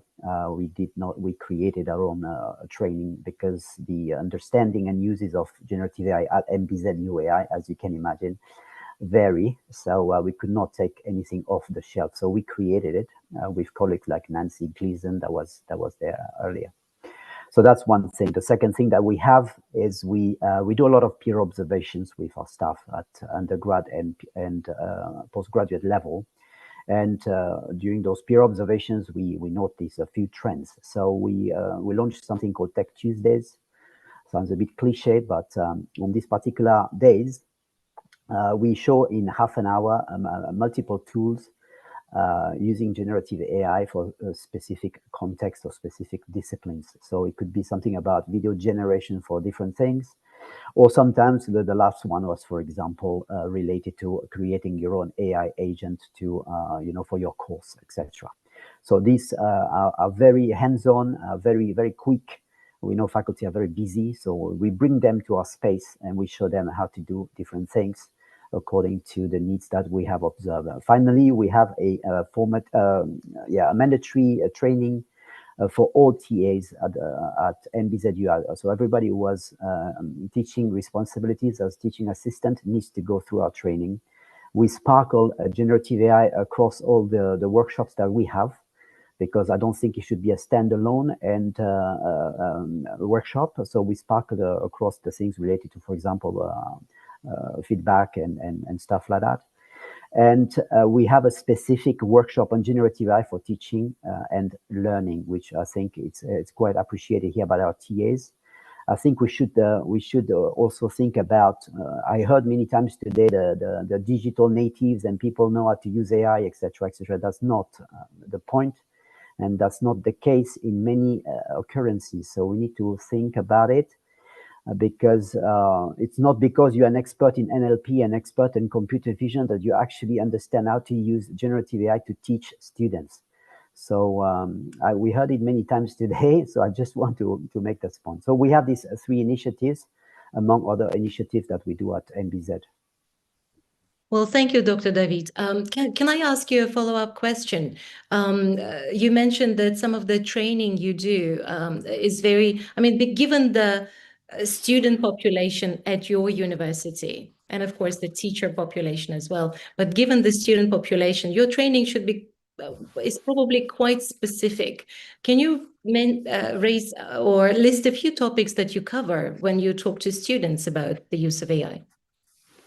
Yeah, so it has to be, as I mentioned, it cannot be off the shelf. We cannot just say, okay, this is what happens in social science, or this is what a law faculty is doing, because our professors here, our students, work on different disciplines, and it's very specific. Dr. Asli just mentioned STEM, so they are pretty specific on what they want. So when we create things related to, for example, how to facilitate a lab, it has to be examples related to the disciplines of robotics disciplines. So it's a lot of work for our team here at MBZ. We cannot just adopt anything from anywhere. We just have to create a lot of our content.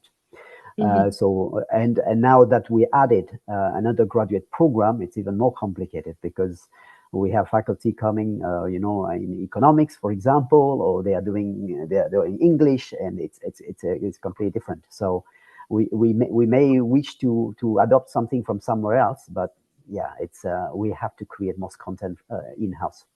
Okay, thank you, Dr. David. Michael, can you please share one or maybe two, but let's start with one of the initiatives at your university. Well, I think it's a little unfair to ask me about one, because David got 3. He did a 3-in-1, or David got 3-in-1. I'm going to do a 4-in-1, but I'm going to be very brief, I promise. Okay, I'm going to do a 4-in-1. The first thing we have looked at is strategy. Okay, so we've looked at strategy across the university. So for this year, we've started co-designing with Advanced HE.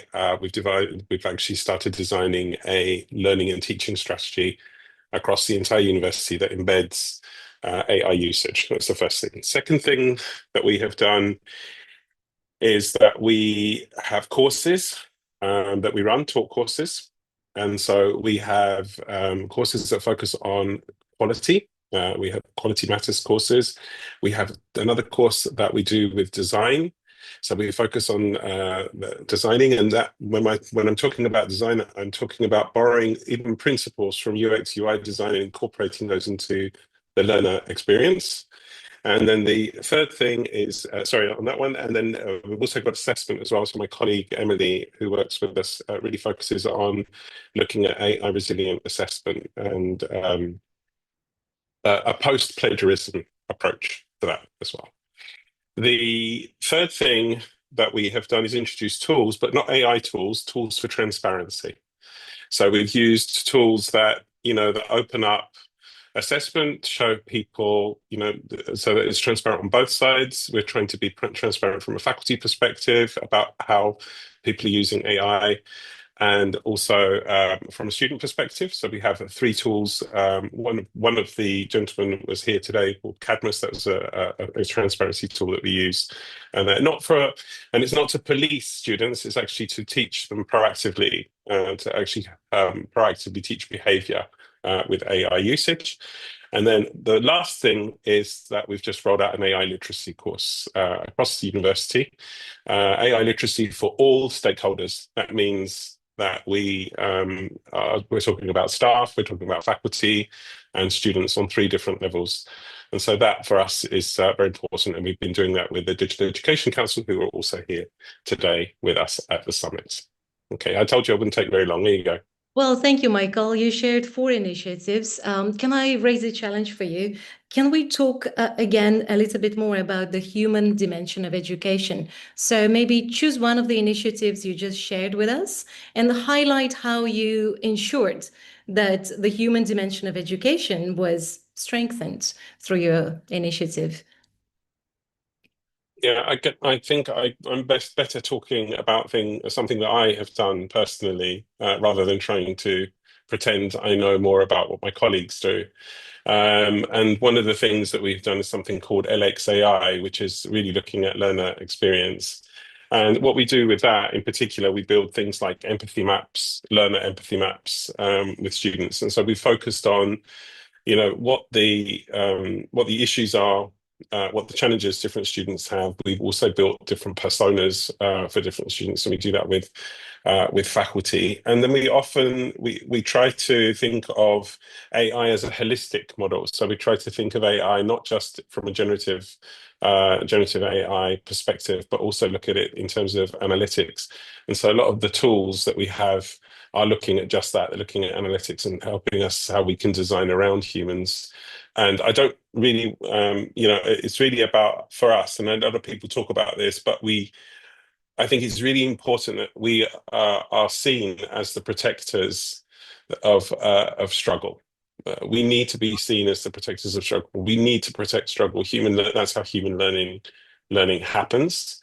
And that difficulty, you might have. I came to Mohammed bin Zayed University of Artificial Intelligence, and we had a little talk. My talk was about that. It was about struggle, and that's really, really important, and being the gatekeepers to that as well. Okay, thank you. I think you highlighted 2 really important elements of humanity, struggles and developing empathy. Thank you, Michael. Can we please move on to the second part of the discussion? And this time I'd like you to think about the future. Think of or share with us, what are you planning for the upcoming year or upcoming months? What kind of, in terms of reclaiming learning, as the title of our panel suggests, what is one strategic priority that your center is working on moving forward? What does reclaiming learning mean for you and for your institution? Shall we start with men this time? Dr. David? Okay. Okay. So, yeah. When you say reclaiming learning, it reminds me of a movie with Renée Zellweger when somebody says to her, "Have you found God?" And she says, "Was he lost?" I don't think we lost learning anywhere, and I don't think we should reclaim it. I think learning has always evolved, teaching has evolved, and is continuing to evolve.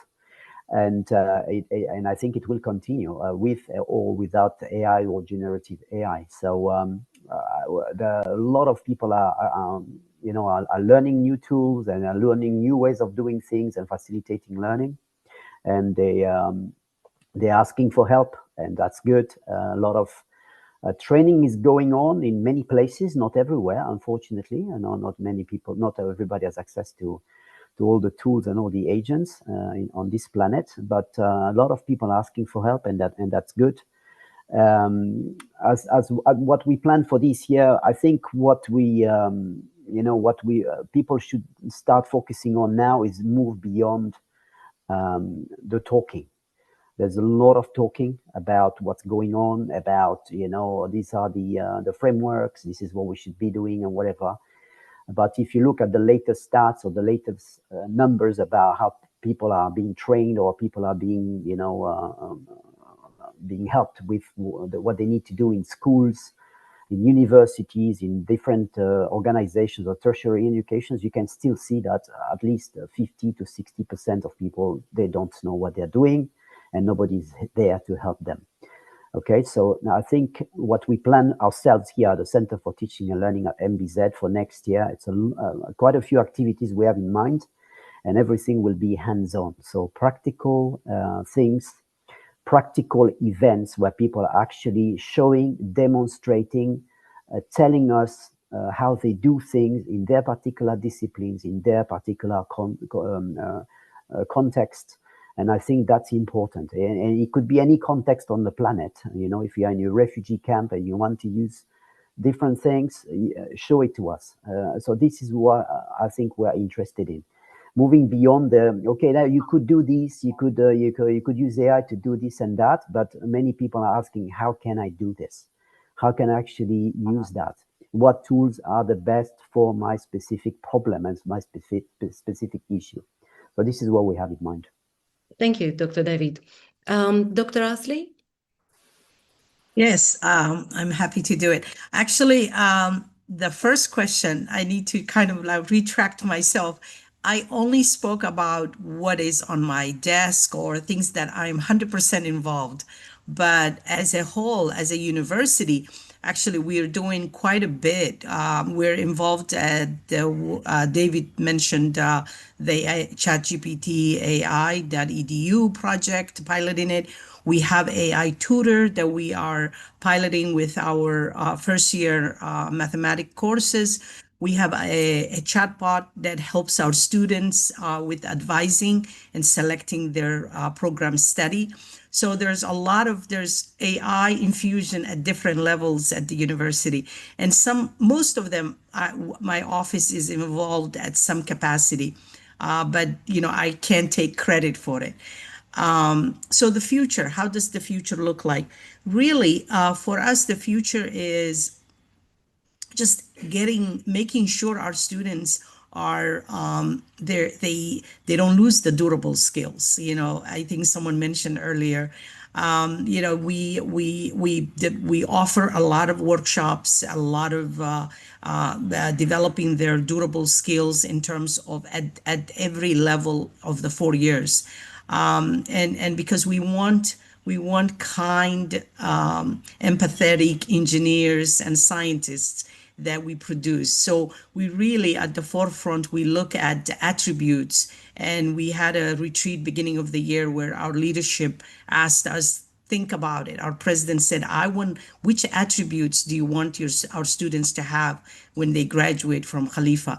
And I really like that because it's not AI, it's that human. We want an engineer who's kind and empathetic and compassionate and thoughtful and curious. So I think that's what we're doing. At the same time, of course, we have a lot of AI projects that we're involved at different levels. And it's an exciting time. I just want to help our faculty to, come on board and, do it at different levels. And today when Sylvia, I think she spoke from Anthology. What was her name? Let me see. I think I took a note. She spoke about the Bloom's taxonomy. Was it Lisa? Lisa, Lisa. yes, from Anthology, yes. I like that. I like that transformative, that even the Bloom's taxonomy that was like really, something that we all in education had to follow. Now we have to dismantle it and reimagine it. I was speaking to some colleagues of mine in the US last night for a project we're working on OER, on open educational resources. And what they told me is this is Penn State. And Penn State, they have 24 campuses. And what they were telling me is that the OER is one aspect of getting their faculty to get involved, but also they want the faculty to co-create content, problems. They said their faculties are co-creating calculus problems with their students, and then they would use it for the preceding semester. So that is the future. The future is teachers are going to be here, but we want our students to be partnering with us and AI facilitating that journey. Thank you. Thank you so much, Dr. Asli. Thank you. Dr. Evgenia? Yes, thank you. I actually think that, the question of reclaiming learning is very important one. And specifically, how do we define learning in a new context. And I think to answer this, so I will less focus on the initiative, but on the vision and what we are doing in that sense. So in terms of understanding learning in the new context, I think the question is, the first question that there are three fundamental questions that we have as a community, as faculty, as administrators, leaders, and students have to answer collaboratively. The first question is, what are the skills and competencies and experiences that our students need in a new context, in AI-driven world? You know, and that requires a lot of exploration, and that requires alignment. So in addition to traditionally content-specific skills and even interdisciplinary skills, there are a new set of skills that is important for students to acquire, especially at the higher ed. For example, agency, you know, self-identity and professional identity, resilience, critical thinking, and cross-cultural communication. These are the skills that will remain human-centered. And actually, if we look at how students are using AI, some of the skills are under threat, specifically critical thinking. And I would not dismantle Bloom's taxonomy very quickly. That's, I mean, another discussion to engage with, but it's important that students do acquire content skills. They do require the ability to build mental frameworks in their mind to be able to be critical thinkers. So the first question is, what is that we are preparing our students for? And what is the new set of skills that we want students to have? This requires bringing together, and we are doing a lot of that, faculty, students, industry aspects, neuroscientists of learning together to discuss this. So this could be done and we are planning that as part of the courses, as a separate course, even for the community, as platforms where we bring together different experts to do this. So this is question number one. The second one is actually, do we know how students learn? To be able to know if they're developing the skills. And I think there's a lot of things that's happening behind the screens which we don't know. And actually our surveys and focus interviews showed that some of the things we want students to develop are not being developed. And that also requires education on our part for students and help basically designing experiences for them where they understand that actually some of the ways they are using AI may not be benefiting their learning, right? So how do we engage with that? And again, some of this, we are thinking, how do we embed this in the courses? How do we raise awareness of that? So there's a lot of programming about that. And also, speaking of teaching, do we design environments that are productive for students learning and for students struggle? So that's another area of bringing in more of the learning design to faculty. That's one. So once we answer the first question, and when we know the answer to the second question, then we ask ourselves, how do we redesign classrooms? And when we think about the skills that I have just mentioned and the redesign, it's likely to be more of experiential learning in the classroom that has to happen. And then we use AI assistants, you know, which are well kind of thought through the learning design to train some of the skills that we want students to already bring to engage in that experiential learning. So it's a complicated issue, and it's happening at these three levels to help us really strategize and think design with intention. Thank you. Thank you so much. Michael, back to you. Yeah, I'll be brief. I think I'd like to pick up on 2 points. One of the points is what David said about practicality and making sure that we shift gears and we stop talking and we actually start doing things. So I think that's really, really important. And that's something that we are looking at in terms of when we were talking about our strategy earlier, translating our strategy into practice. What does that actually look like in practice? Okay, because you can have all the visionary stuff, but then, you know, it's really, really important that we are also hands-on as well. So we at the CEI, we've actually worked on, we work on different levels. We work with leadership, we work with faculty who have their hands, have their sleeves rolled up and are in the classroom. And it's really, really important that what we have seen is a shift in us stopping about preaching about things. So in the past, we used to stand on a soapbox and just talk about, this is how you should be engaging with your students. This is how students learn. These are metacognitive skills that your students need. And now what we're finding is that people are inviting us more and more into co-designing and working together with them. So we're actually rolling our sleeves up and getting in the classroom, which means that we have to have a larger team, which is always a challenge. So we're trying to shift some of that learning and teaching to a more hybrid environment that we have for students, so that we have for teachers. And so it's really, really important for us to get into the classroom. That's the other thing. The other thing I want to just pick up on briefly is Evgenia was talking about the critical and the higher order thinking skills, which are absolutely 100% vitally important, of course. But we often have students coming in at the other end as well, okay, as they're coming in. And we have a large cohort of students that come in every year. And I think it's really, really important to look at how AI can also support foundational skills as well before that, before they get to the higher order thinking as well. So I think it's a spectrum. People often see that as a dichotomous thing. I don't. I see it as a continuation. And I think that's really, really important that we also focus on how we can use AI to help people build cognitive skills, to help formulate schemata, to help, to actually really, really think about how people actually, how people learn in reality, and base that in the learning sciences as well as much as we can, which I think Nancy also touched upon this morning. That's it from me. I don't want to hold up everybody. Thank you so much. If you have anything else. Yeah, thank you everyone for sharing your projects, but also your plans for the future.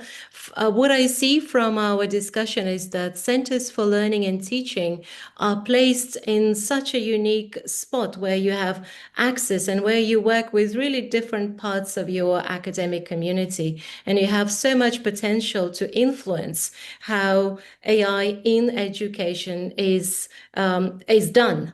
So, and I see that what you're doing is truly amazing. There are similarities, the way I see it. For example, our focus on transferable skills, those durable skills that Dr. Asli mentioned, but also the critical elements of thinking and learning. I also appreciate Dr. David's focus on AI across the curriculum and it being really practical in implementation, and the need to go beyond speaking and talking into doing. And I think what we saw here today exemplifies what exactly we're doing here in the UAE. Now I'm looking at the questions in the Q&A, and I see there are two comments, two words, two statements of thanks. Thank you so much for sharing your thanks with us. But also there is a question from Dr. Brenda O'Hara Davis. She says, I love Michael's point about protecting struggle. I do too. This is such a great point. But our students seem to want the easiest way possible. How can we convince them of the value of struggle as we know it? Michael, would you like to take this question? I don't know whether that's an easy one to answer, but I think it's a really difficult question to answer. I do think it comes through behavior and not focusing so much on, I don't know, maybe less on performance and more and looking at the process more and breaking that process down and rewarding the process rather than the end product all the time. I don't know. I think that might help, but it looks like Evgenia might have a better answer. Yes, please, Evgenia, go ahead. Yes, if I may. I think, well, if we look at the learning sciences, I think the fact that students want the easiest way, it's natural. That's how our brain is structured, because it wants to consume energy. So, I think what really helps is, first of all, actually educating students about how certain learning behavior that they are exercising right now may impact the very development of the critical thinking skills or whatever that skills is. So we know Barbara Oakley. There are other great scientists who actually do excellent education on this topic. So raising awareness is one. Another one, there are examples of type of exercises for the classroom where students can experience how the use of AI will impact their immediate engagement, and we can design intentionally to help them discover this and use metacognitive and reflective thinking to make judgments about what would be the best way to engage with certain type of things. So I think there are ways, but it definitely requires education and awareness. And in a way, what students are doing is natural, actually. So I would highlight that. And it's our job as educators to help them discover this. Thank you so much, Evgenia. And Dr. Asli? And there's also the famous sentence, no pain and no.